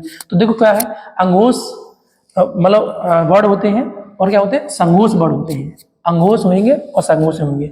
अब बड़ा दिक्कत होती है कि अंघोष पहले आएगा संघोष आएगा, जाना ना, अ पहले आता है तो अंघोष पहले आएगा, जबकि स बाद में आता है तो संघोष बाद में आएगा, ठीक है। तो अंघोष संघोष के हिसाब से ध्यान रखना। अंघोष दोस्तों किसे कहते हैं, अ जैसे इसमें अ शब्द है यानी अ वर्ड है, इसमें घोष है। अ माने नहीं, यानी कि वे वर्ड जिनमें गूंज उत्पन्न नहीं होती या कंपन उत्पन्न नहीं होती उन्हें बोलते हैं अंघोष। और इसमें क्या होता है, स माने का सहित, मतलब कंपन या गूंज के सहित उन्हें क्या बोलेंगे, संघोष व्यंजन कहेंगे। क्या कहेंगे, संघोष, यानी बे वर्ड जिन्हें हम उच्चरित करेंगे तो उच्चरित करते हुए कंपन हो तो उन्हें संघोष व्यंजन कहते हैं, और बे वर्ड जिनमें कंपन ना हो उन्हें अंघोष व्यंजन कहते हैं। ये आपको ध्यान रखना, ये अंघोष वर्ड कहते हैं। तो दोस्तों देखिएगा अंघोष वर्ड कौन कौन से होते हैं उन्हें समझिएगा। अंघोष वर्ड कौन कौन से हो जाएंगे, देखो प्रत्येक वर्ग का पहला और दूसरा वर्ड, पहला और दूसरा वर्ड, और स जो है उसमें, यानी कि इनकी संख्या 13 है। यानी कि ये सब क्या कहलाएंगे, अंघोष कहलाएंगे। क्या कहलाएंगे दोस्तों, अंघोष कहलाएंगे। ध्यान रखिएगा, मैं आपको समझाता हूँ थोड़ा सा, देखिए यहाँ पर देखो ये चित्र ले लो, यहाँ समझ के देखिएगा। अभी जो मैं चर्चा करना चाह रहा हूँ आपसे, किसकी चर्चा करना चाह रहा हूँ? देखो यहाँ पर अंगूर से बड़ कौन से कहलाएंगे, देखिए देखो मैंने आपसे क्या बोला, यहाँ कह रहा है सर पहला, यानी वर्ग का पहला, तो पहला मतलब यही तो हो गया पहला, पहला, फिर दूसरा, तो दूसरा ये पूरा हो गया दूसरा, ठीक है। तो वर्ग का, प्रत्येक वर्ग का पहला वर्ग, प्रत्येक वर्ग का पहला वर्ग हो गया, यानी प्रत्येक वर्ग मतलब कचट तप वर्ग है, उनका पहला वर्ग और दूसरा वर्ग क्या कहलाएंगे, वो अंगूर में आ जाएंगे। और साथ में क्या कह रहा है दोस्तों, स स स, ये सभी क्या है, ये सभी के सभी क्या हो जाएंगे दोस्तों, संगोष्ठ हो जाएंगे, क्या हो जाएंगे, अंगोष्ठ हो जाएंगे। तो टोटल संख्या कितनी है, 13 है। अब देखो संगोष्ठ की, देखो संगोष्ठ किसे कहेंगे, तो संगोष्ठ में क्या है, मतलब क्या है, यानी कि गूंज है, यानी कंपन है। तो संगोष्ठ में किसे रखेंगे, देखो तो प्रत्येक वर्ग का तीसरा वर्ड, तीसरा वर्ड देखो ये है तीसरा वर्ड, और चौथा वर्ड और पांचवा वर्ड, यानी कि प्रत्येक वर्ड का तीसरा चौथा पांचवा वर्ड, ये क्या है, सभी के सभी क्या हो जाएंगे दोस्तों, संगोष्ठ हो जाएंगे, क्या हो जाएंगे, संगोष्ठ वर्ड हो जाएंगे, ध्यान रखिएगा। इसके अलावा क्या है, ये यर अलग, यानी कि यर अलग जो है वो क्या हो जाएंगे, संगोष्ठ हो जाएंगे। लेकिन दोस्तों यहाँ पर एक ऊष्म ह भी आता है, क्या आता है, ऊष्म एक ह भी आता है, क्या आता है, ऊष्म ह आता है। तो आप लगा सकते हो ऊष्म ह को इसमें, जबकि ह जो है वो इसमें नहीं लिखा है, किसमें, अंगूष्ठ वाले में, किसमें आया, संगोष्ठ में आया। तो ह किसमें आता है, ह आता है संगोष्ठ के अंतर्गत, यानी ऊष्म वर्ड ये भी आ जाएगा। तो काउंट करके देखो कितने हो जाएंगे, यानी कि एक वर्ग में कितने होते हैं, 5 वर्ड होते हैं, तो 5, और कितने वर्ग है, 5 + 5 + 5 कितने हो गए, 15 हो गए ये, और ये कितने हो गए, 5 ये है, तो कितने हो जाएंगे ये 5 प्लस करेंगे कितने हो जाएंगे, ये हो जाएंगे आपके 20। और इसमें दोस्तों आपके सभी स्वर आते हैं, सभी स्वर, सभी स्वर दोस्तों किसमें आएंगे, तो सभी स्वर इसी में है। स्वरों की संख्या कितनी है, 11 है, तो 11 + 20 कितना हो जाएगा दोस्तों, 31। तो आपको ध्यान रखना है कि संगोष्ठ व्यंजनों की संख्या या संगोष्ठ वर्णों की संख्या कितनी है दोस्तों, तो संगोष्ठ वर्णों की संख्या कितनी हो जाएगी, 31 हो जाएगी। तो कोई उल्टा कर दो, इसका कितना है, 13 हो जाएगा, तो इसको एक को इधर कर दिया तो 31 हो गया। मतलब ये अंगोष्ठ जो होते हैं उनकी संख्या कितनी है, 13 है, जबकि संगोष्ठ की संख्या कितनी हो जाएगी, 31 हो जाएगी। क्लियर हो जाएगा आपको, ये चार्ट से आप देख सकते हो, और ये आपको साथ में लिखने हैं। मैंने तो यहाँ शॉर्ट में कर दिया है, लेकिन तुम्हें ये सब बनाना इंडेक्स अच्छी तरह से ऐसे करके बना लोगे, और उनका भेदभाव कर लेना अच्छी तरीके से, कौन किस में जा रहा है, ठीक है। तो संगोष्ठ और अंगोष्ठ क्लियर हुआ। अंगोष्ठ किसे कहेंगे, तो प्रत्येक वर्ग का पहला, दूसरा और जो ऊष्म है स उन्हें, तो टोटल कितना संख्या, 13 हो गया। जबकि संगोष्ठ किसे कहेंगे दोस्तों, तो प्रत्येक वर्ग का तीसरा, चौथा और पांचवा वर्ड, साथ में अंतस्थ पूरे वर्ड और हा ऊष्म वाला वर्ड, और सभी स्वर क्या कहलाते हैं, संगोष्ठ कहलाते हैं। क्या कहलाते हैं, संगोष्ठ कहलाते हैं। इनकी संख्या कितनी है, 31 है। नेक्स्ट दोस्तों बात करते हैं, वो है प्राण वायु के आधार पर स्वरों का वर्गीकरण। प्राण वायु यानी कि मुख से बाहर निकलने वाली वायु के आधार पर स्वर को बांटते हैं कितने भागों में दोस्तों, 2 भागों में। कितने भागों में बांटते हैं, 2 भागों में। 2 भाग कौन कौन से हैं, तो अल्प प्राण स्वर, यानी अल्प प्राण वर्ड, स्वर नहीं कहिए, अल्प प्राण वर्ड। नेक्स्ट क्या हो जाएगा दोस्तों, महाप्राण वर्ड। क्या हो जाएगा, महाप्राण वर्ड हो जाएगा। क्या हो जाएगा, महाप्राण वर्ड। तो समझो अल्प प्राण मतलब क्या बोले, अल्प माने कम, यानी कि वे वर्ड जिनको उच्चारित करते वक्त हमारे मुख से कम हवा निकलती है या कम वायु निकलती है, उसे बोलते हैं अल्प प्राण। जबकि महाप्राण किसे कहते हैं, यानी वे वर्ड जिनको उच्चारित करते वक्त हमारे मुख से क्या होता है, मुख गुहा से बहुत ज्यादा वायु निकलती है बाहर, उसे बोलते हैं महाप्राण। ठीक है, नहीं तो देखो एक तरीके का बताता हूँ आपको, मैं यहाँ लिखा भी है पहले से भी। जैसे मान लीजिएगा मेरे को का जो है वो अल्प प्राण है, महाप्राण है। तो देखो इसका सही तरीका है, आप हाथ ऐसे रखो, हथेली को अपने को मुख के ऊपर ऐसे करके क ख, जैसे क बोलोगे तो क पे हवा नहीं आ रही है, मतलब ये क क्या हो जाएगा दोस्तों, ये हो जाएगा अल्प प्राण। लेकिन ख ख, अब ख बोले तो देखो हवा जो है हमारे मुख की वो किससे टकरा रही है, हथेली से टकरा रही है, मतलब ये क्या हो जाएगा, महाप्राण हो जाएगा। तो बे वर्ड जब मुख से हवा बाहर निकलती है या वायु बाहर निकलती है तो अल्प मतलब वो महाप्राण हो जाते हैं, और मुख से अगर मतलब वायु बाहर नहीं निकलती है तो वो अल्प प्राण हो जाते हैं। तो समझ लो इसको कौन कौन से होते हैं। तो प्रत्येक वर्ग का पहला, तीसरा और पांचवा, पहला, तीसरा, पांचवा, देखो पहला, तीसरा और पांचवा, ये सभी दोस्तों क्या हो जाएंगे, ये सभी हो जाएंगे आपके अल्प प्राण। और अंतस्थ जितने भी वर्ड है, अंतस्थ मतलब ये वाले अंतस्थ वर्ड जो है ये क्या कहलाएंगे, अल्प प्राण। और सभी स्वर दोस्तों जितने भी स्वर है, जैसे ये स्वर में लिखे हुए हैं, लेकिन इसमें ये नहीं आएगा, ध्यान रखना ये वाला, बाकी सभी स्वर जो भी है वो बन जाएंगे, तो ये हो जाएगा। तो इसका मतलब ये हुआ इनकी संख्या कितनी है दोस्तों, 30, यानी अल्प प्राण की संख्या कितनी हो जाएगी, 30 हो जाएगी, ध्यान रखिएगा। अल्प प्राण के बारे में कुछ महोदय हैं, जैसे कामता प्रसाद गुरु हैं, तो कामता प्रसाद गुरु ने क्या बोला है, इन्होंने सर्वप्रथम बोला था कि जो जितने भी स्वर हैं सभी स्वर क्या है, अल्प प्राण है, ये इन्होंने ही बोला था। और कामता प्रसाद गुरु क्या बोलते हैं, हिंदी भाषा का पाणिनि कहते हैं। क्या कहते हैं, हिंदी भाषा का पाणिनि। जबकि अपभ्रंश भाषा का पाणिनि किसे कहते हैं, हेमचंद्र को। अपभ्रंश भाषा का पाणिनि किसे कहते हैं, हेमचंद्र। जबकि व्याकरण का पाणिनि किसे कहते हैं, तो व्याकरण का मतलब पाठनी तो है ही, अष्टाध्यायी जिन्होंने लिखा हुआ है। व्याकरण के ऊपर लिखा जाने वाला प्रथम ग्रंथ कौन सा है? अष्टाध्यायी। अष्टाध्यायी किन महोदय ने लिखा है? तो पाणिनि महोदय के द्वारा। तो भाई इसलिए तुलना करके यहाँ दे रहे हैं, ये हो जाएगा। तो कामसा प्रसाद गुरु के द्वारा ही पहली बार क्या बोला गया था कि सभी स्वर अल्पप्राण है, ये आपको ध्यान रखना है, ठीक है। अब दोस्तों महाप्राण की बात करते हैं। महाप्राण क्या, उसे समझो। तो महाप्राण में यदि आप देखोगे तो महाप्राण में देखो, महाप्राण उच्चरित मतलब ज्यादा हवा लेंगे, मतलब ज्यादा प्राणवायु बाहर निकलेगी। तो देखो पहले प्रत्येक वर्ग का दूसरा वर्ण और चौथा वर्ण जो लिखा भी है, दूसरा वर्ण ये हो गया क छ ठ थ फ, ये सब। उसके बाद चौथा घ झ ढ ध भ, ये सब क्या हो जाएंगे? चौथा हो जाएगा जाते हैं। और दूसरा ऊष्म, ऊष्म मतलब ये वाले ऊष्म स स स और ह, सभी किस में आ जाएंगे? इसी के अंतर्गत जाएंगे। मतलब इसका ये होगा दोस्तों, ये इसमें नहीं आएंगे, ध्यान रखना है, वैसे ही फालतू लिखा होगा, ये हो जाएगा। तो देखो महाप्राण जो होते हैं उनकी संख्या कितनी है? 14 है। महाप्राण की संख्या कितनी हो जाएगी? 14 है। जबकि अल्पप्राण की संख्या कितनी है? 30 है। कितनी है? 30 है, ये आपको ध्यान रखना है। जबकि हमने यहाँ बात किया अंघोष और संघोष, तो अंघोष की संख्या 13 है, जबकि संघोष की संख्या 31 है। जबकि इधर देखेंगे तो हम कितना हो जाएगा? तो अल्पप्राण की संख्या 30 है और महाप्राण की संख्या 14 है। आप चाहो तो इनकी तुलना कर सकते हैं, ध्यान रखना है। तो कैसे याद करने का तरीका क्या बताता हूँ। जैसे मैंने आपसे क्या बोला, ये अंघोष लिख दिया मैंने, अंघोष, और ये लिख दिया मैंने संघोष, संघोष, ठीक है, संघोष कर दिया। अब यहाँ लिख दिया मैंने अल्पप्राण, अल्पप्राण, और यहाँ पर कर दिया मैंने महाप्राण, महाप्राण। देखो समझो, ये कंजूर गुणा कर दो ऐसे, ये निकल के आ जाता है। यानी अंघोष जो थे, बस थोड़ा सा अंतर किस बात का रहेगा दोस्तों, जैसे इसमें पहला, दूसरा और पहला, तीसरा और पांचवा, ये क्या है? अल्पप्राण है। इसमें दूसरा और चौथा क्या हो जाएगा? ये महाप्राण है। देखो इसमें मैंने सभी स्वर रखे थे, सभी स्वर, तो सभी स्वर कहाँ आ रहे हैं? सभी स्वर आ रहे हैं अल्पप्राण में। इसमें मैंने अंतस्थ रखे थे, क्या रखे थे? अंतस्थ। तो अंतस्थ दोस्तों किस में आ रहे हैं? इसी में आ रहे हैं। अंतस्थ किस में आ रहे हैं? इसी में आ रहे हैं, ठीक है, ध्यान रखना। मैंने ऊष्म इसमें रखे थे, तो ऊष्म किस में आ रहे हैं? ऊष्म इसमें आ रहे हैं। किस में आ रहे हैं? ऊष्म इसमें। मतलब एक दूसरे कॉन्जुगेट कर दीजिएगा, जो इसमें है वो इसमें है, थोड़ा सा डिफरेंस है। मतलब अगर ऊपर के 2 याद हो गए आपको, तो ये नीचे वाले क्या ऑटोमेटिक याद हो जाते हैं। तो ऐसा रिलेट करके आप याद करिएगा, तो ये लिंक हो जाएगा आपका और वो लंबे समय तक याद बना रहेगा, ठीक है। अब दोस्तों हम बात करते हैं व्यंजनों का चौथा प्रकार हम देखते हैं, कौन सा? उच्चारण के आधार पर, यानी बोलने के आधार पर या उच्चारण स्थान के आधार पर व्यंजनों के जो प्रकार हैं दोस्तों, वो कितने होते हैं? 8 होते हैं। उच्चारण स्थान के आधार पर या बोलने के आधार पर कितने होते हैं? 8 होते हैं। वो 8 कौन कौन से, वो समझ लीजिएगा। पेपर में यहाँ से भी बहुत इंपॉर्टेंट है, प्रश्न आते हैं, तो इसको भी क्या है, ध्यानपूर्वक हमको पढ़ना है। तो समझो इसको कौन कौन सा हो जाता है वो देखो। तो कौन कौन सा? स्पर्श व्यंजन या स्पर्शी व्यंजन। स्पर्शी व्यंजनों की संख्या कितनी है? 16 है। यानी कि क ट त प वर्ग के प्रथम चच्चर वर्ण जो है वो क्या कहलाते हैं? वो कहलाते हैं स्पर्शी व्यंजन। जैसे कौन कौन से समझो, कौन इसमें इन्होंने च नहीं लिया है, च। बाकी देखो 4 वर्ण ये हो गए, 4 वर्ण ये हो गए और 4 वर्ण ये हो गए। अब ये 4 देखो 4 और ये 4 वर्ण ये हो गए, तो 4 4 4 4, ये सभी क्या कहलाएंगे दोस्तों? ये कहलाएंगे स्पर्शी व्यंजन। क्या कहलाएंगे? स्पर्शी। तो इस आधार पर हम बोलेंगे इनकी संख्या 16 है। आप यहाँ से एग्जाम्पल लिखना जरूरी है। मैंने यहाँ पर तो शॉर्ट में कर दिया, लेकिन एग्जाम्पल तुम्हें अपने उसमें बनाना है अच्छी तरीके से नोट्स को और कर लेना है, क्योंकि एक बार प्रैक्टिस तो करनी पड़ेगी आपको। अब बगैर प्रैक्टिस के बच नहीं सकते, ध्यान रखिएगा, ये हो जाएगा। नेक्स्ट देखिए संघर्षी।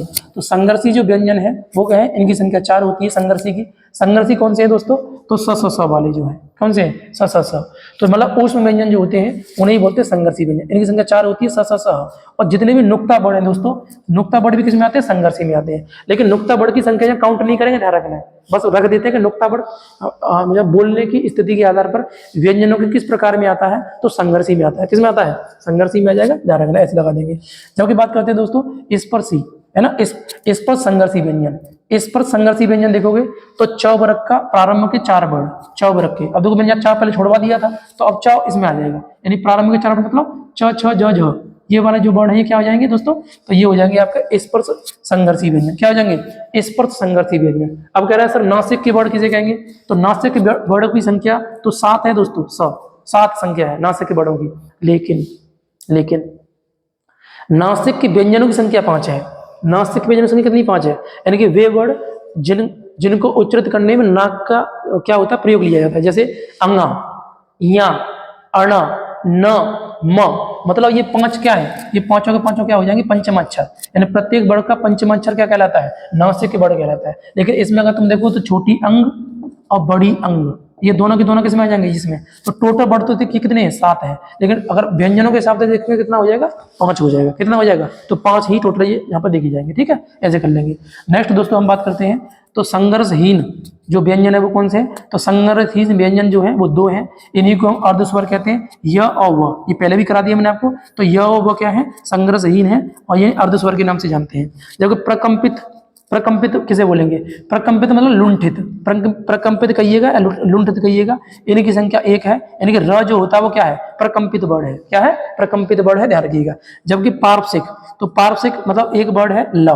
पार्श्विक कौन सा? एक वर्ड है, ध्यान रखिए, ल। और ताड़नजात मैंने अभी जस्ट करा दिया आपको। तो ताड़नजात कौन से? दो हैं, यानी डाडलिया के नीचे बिंदी लगा दी, ढाढ़कन के नीचे बिंदी लगा दी, तो ये क्या हो जाएगा? ताड़नजात हो जाएगा। तो बोलने की स्थिति के आधार पर या उच्चारण के आधार पर जो व्यंजन है उनके प्रकार 8 हैं। कितने प्रकार है? 8।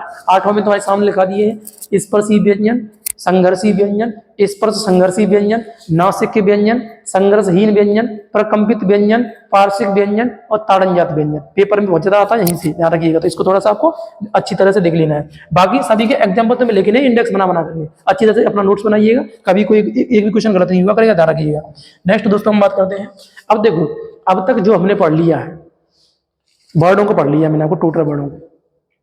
इन वर्णों को कहां पर किसको रखा गया उसके संबंध में चर्चा कर ले रहे हैं। इस इंडेक्स को थोड़ा समझ लीजिएगा, ठीक है? तो समझो इंडेक्स के बारे में क्या कह रहा है दोस्तों। ये उच्चारण के स्थान के आधार पर वर्णों का वर्गीकरण करवा रहा है। तो मैं देखो ये चित्र बनाया हुआ है, एक चित्र देखो यहाँ लगा हुआ है। हमको सबको पता है कि ये वाला जो एरिया वो कंठ है हमारा, और यहाँ से ऊपर हम जैसे बढ़ते हैं आगे तो क्या हो जाएगा? तालु हो जाएगा, ये ऊपर वाला यहाँ पर। और ये जहाँ पर ऊपर जो मसूड़ा होता है उसे बोलते हैं मूर्धा। और मसूड़े के ठीक आगे क्या दांत है, तो दंत हो जाता है। और इसके आगे क्या हो जाएगा? ओष्ठ। क्या हो जाता है? ओष्ठ। तो ये ओष्ठ हो जाएगा, ऐसे हम लगा देंगे। ये चित्र भी यहीं पर दिया हुआ था, ये कंठ है। ये क्या हो जाएगा? ये क्या होगा दोस्तों? ये तो कंठ हो गया, आपका कंठ है, कंठ। और ये यहाँ पर हम देखेंगे ये क्या? तालु है।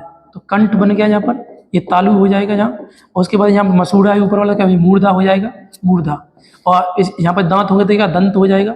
और यहाँ पर होस्ट है तो क्या हो जाएगा? ओष्ठ हो जाएगा। क्या हो जाएगा? ओष्ठ हो जाएगा। तो ऐसे हम बांट देंगे इसको, तो इस तरह से हम इसको बना लेंगे। अपने दिमाग में ये रखो, चित्र बना करके इस तरह से बन जाता है। तो उसी व्याप पर क्या है, जितनी भी वर्णमाला है कंप्लीट, उस वर्णमाला को एक इंडेक्स में खत्म करना है हमको। टोटल जितने भी वर्ड हैं उनको किस किस कैटेगरी में बांटा गया, किस में किसको रखा जाता है, वो एक ही है। मतलब अब तक जो पढ़ा हुआ है उसकी समरी हम लेकर के आ गए, ये सारी चीजें आ जाएंगी। तो समझो दोस्तों क्या है, देखो जैसे ये टोटल वर्णमाला हमने यहाँ लिखी हुई है, ठीक है, ये आप देख लेना है। अब इसमें तो कुछ वर्ड तो मैं लिखे यहाँ रखे नहीं है, लेकिन मैंने जो वर्ड है वो लिख दिए हैं, देखो समझो। जैसे मैं कहूँ क्रम संख्या 1 पहले दिया है, फिर वर्ड दिए हैं जिसमें स्वर और व्यंजन दोनों रख दिए हैं, फिर उच्चारण स्थान दिया है, और क्या दिया है? नाम दिया है इनका, ठीक है। तो समझो यहाँ पर नाम और उसके हिसाब से।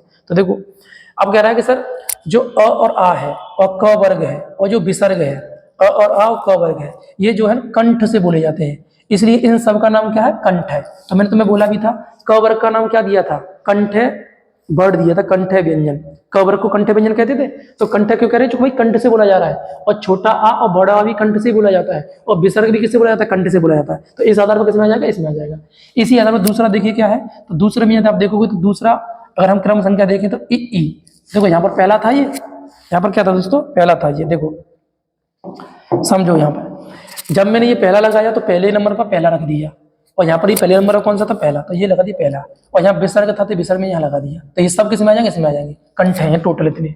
अब संख्या काउंट करो, संख्या काउंट कर लो। 2 ये हो गए, 5 ये हो गए, 1 ये हो गया, कितना हो जाएगा? 7 नहीं 8 संख्या यानी कंठ है। पूरी हिंदी वर्णमाला में कितने बड़े? 8 है, 8 लगा देंगे आराम से, ठीक है। तो काउंट अपना खुद कर लेना आप, मैं यहाँ पर एक काउंट करके नहीं दिखा रहा आपको, बस आपको बता रहा हूँ कि तालिका में कौन कहाँ पे जाएगा, इतना कर लेना है।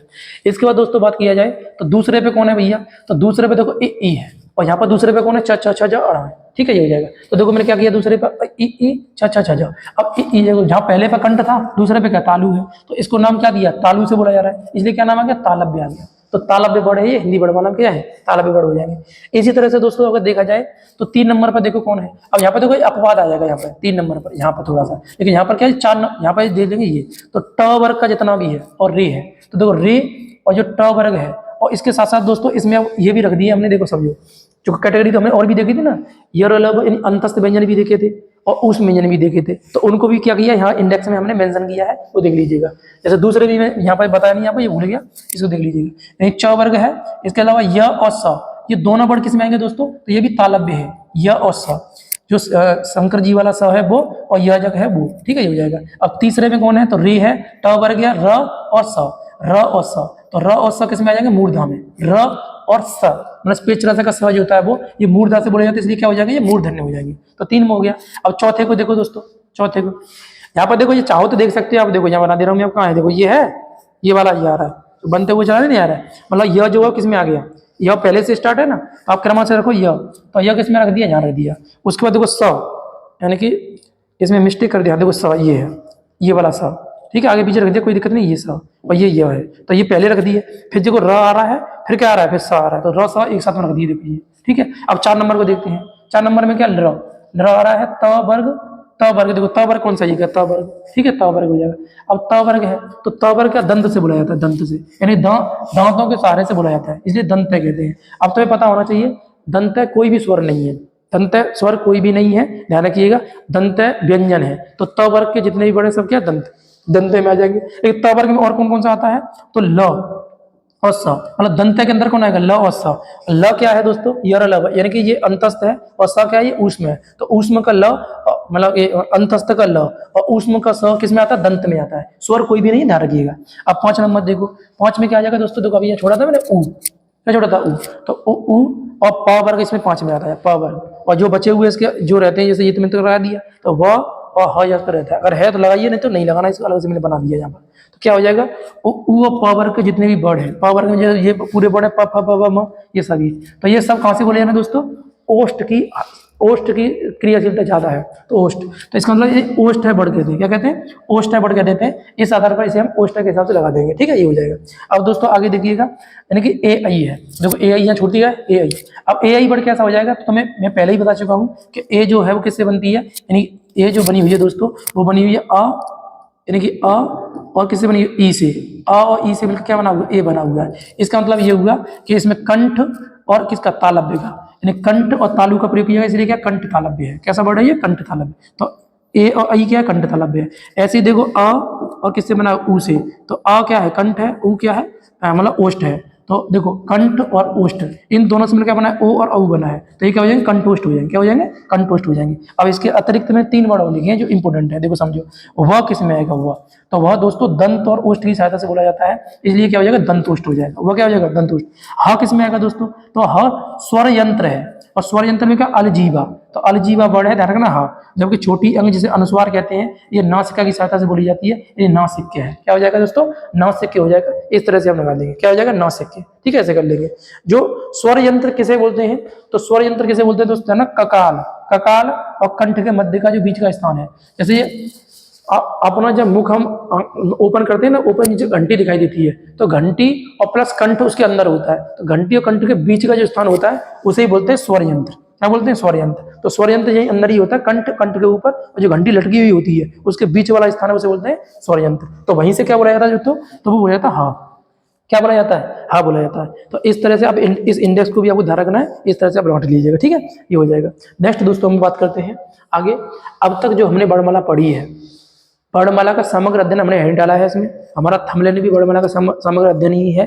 तो उसके व्याप पर यदि हम दोस्तों देखें तो वर्णमाला में जो वर्णों की संख्या है उसके संबंध में बहुत सारे विद्यार्थियों को कन्फ्यूजन रहता है कि सर कौन किस में कैसे किया जाएगा। तो उसके संबंध में हमने एक ही चार्ट पे से खत्म करने की कोशिश किया है। तो समझो, वर्णों की संख्या के संबंध में देखो तो स्वरों की संख्या दोस्तों 11 है, व्यंजनों की संख्या 33 है। कितनी है, 33 है। और यानी कि ये स्वर 11 है, व्यंजन ये 33 है, इन्हें टोटल जोड़ेंगे कितना, 44 हो जाएंगे। मतलब मूल वर्णों की संख्या या साधारण वर्णों की संख्या दोस्तों कितनी, 44 है, ये ध्यान रखिएगा। आयुर्वा की संख्या कितनी है, 2 है, मैंने बताया था आपको। संयुक्त अक्षरों की संख्या कितनी है, 4 है। और ताड़न जाति की संख्या कितनी है, 2 है। यानी इस तरह से हम देखेंगे तो हिंदी में टोटल इनको योग करेंगे 44 + 2 + 4 और +2 कितना हो जाएगा, 52 हो जाएगा। यानी कि हिंदी के कुल वर्ण कितने हैं, हिंदी के कुल वर्णों की संख्या दोस्तों 52 है। हिंदी के कुल वर्णों की संख्या कितनी हो जाएगी, 52 हो जाएगी, ये आपको ध्यान रखना। नेक्स्ट दोस्तों बात करते हैं विदेशी वर्ण कितने हैं, विदेशी वर्ण। तो विदेशी वर्णों की संख्या दोस्तों 4 है। एनसीईआरटी ने कितने नुक्ता माने हैं, 3। और एक हमने आगत देखा था विदेशी वर्ण, तो देखो 3 नुक्ता कौन, ख ज फ, यानी ये 3 नुक्ता वर्ण हो गए। एक जो आगत वर्ण था ये, इनको मिलाएंगे तो टोटल 4 हो जाएंगे। तो 4 वर्ण है, तो 52 + 4 कितना, 56 हो जाएगा। तो हिंदी वर्णमाला में मानक वर्णों की संख्या कितनी है दोस्तों, 56 है। यानी मानक वर्ण कितने हो जाएंगे, 56 हो जाएंगे। ध्यान रखिएगा, मैंने लिखा भी है यहाँ पर कि हिंदी की देवनागरी लिपि में, हिंदी की देवनागरी लिपि के अनुसार मानक वर्णों की संख्या कितनी है, 56। हिंदी की देवनागरी लिपि के अनुसार मानक वर्णों की संख्या कितनी हो जाएगी, 56 हो जाएगी। ठीक है, तो हमारा जो वर्णमाला का समग्र अध्ययन है दोस्तों वो फिनिश हो गया है, यानी इतना ही है, ये आपको ध्यान रखना है। तो उम्मीद करते हैं दोस्तों कि आप इस वीडियो को देखेंगे और इस वीडियो से आपको बहुत ज़्यादा लाभ हो रहा होगा, आप बहुत ज़्यादा लाभान्वित हो रहे होंगे। मैंने जो स्वरों के प्रश्न पूछे हैं उनको कमेंट बॉक्स में आपको देना है, ध्यान रखिएगा। अगर आपको ये वीडियो बहुत अच्छा लगता है तो जरूर मित्रों के साथ शेयर कीजिएगा, ठीक है। अब इसका जो दूसरा वीडियो हम लेके आएंगे वो प्रश्नों का लेके आएंगे, जो अभ्यास प्रश्न होंगे वो, यानी कि प्रश्न परीक्षाओं में कैसे पूछे जाते हैं वर्णमाला के संबंध में, तो वो हम देख लेंगे, ठीक है। तो अभी क्या करिएगा, इसको देखिएगा, अपने नोट्स बनाइए अच्छी तरीके से, और कोई कंफ्यूजन है तो कमेंट बॉक्स में अपना छोड़िएगा, उसके बाद वो कंफ्यूजन हम दूर कर देंगे आपका, है ना, ये तक आ जाएगा। तो उम्मीद करते हैं आपको ये सारी चीज़ समझ में आ गई होगी, ठीक है। तो आज के लिए इतना लेने देते हैं। जय हिंद।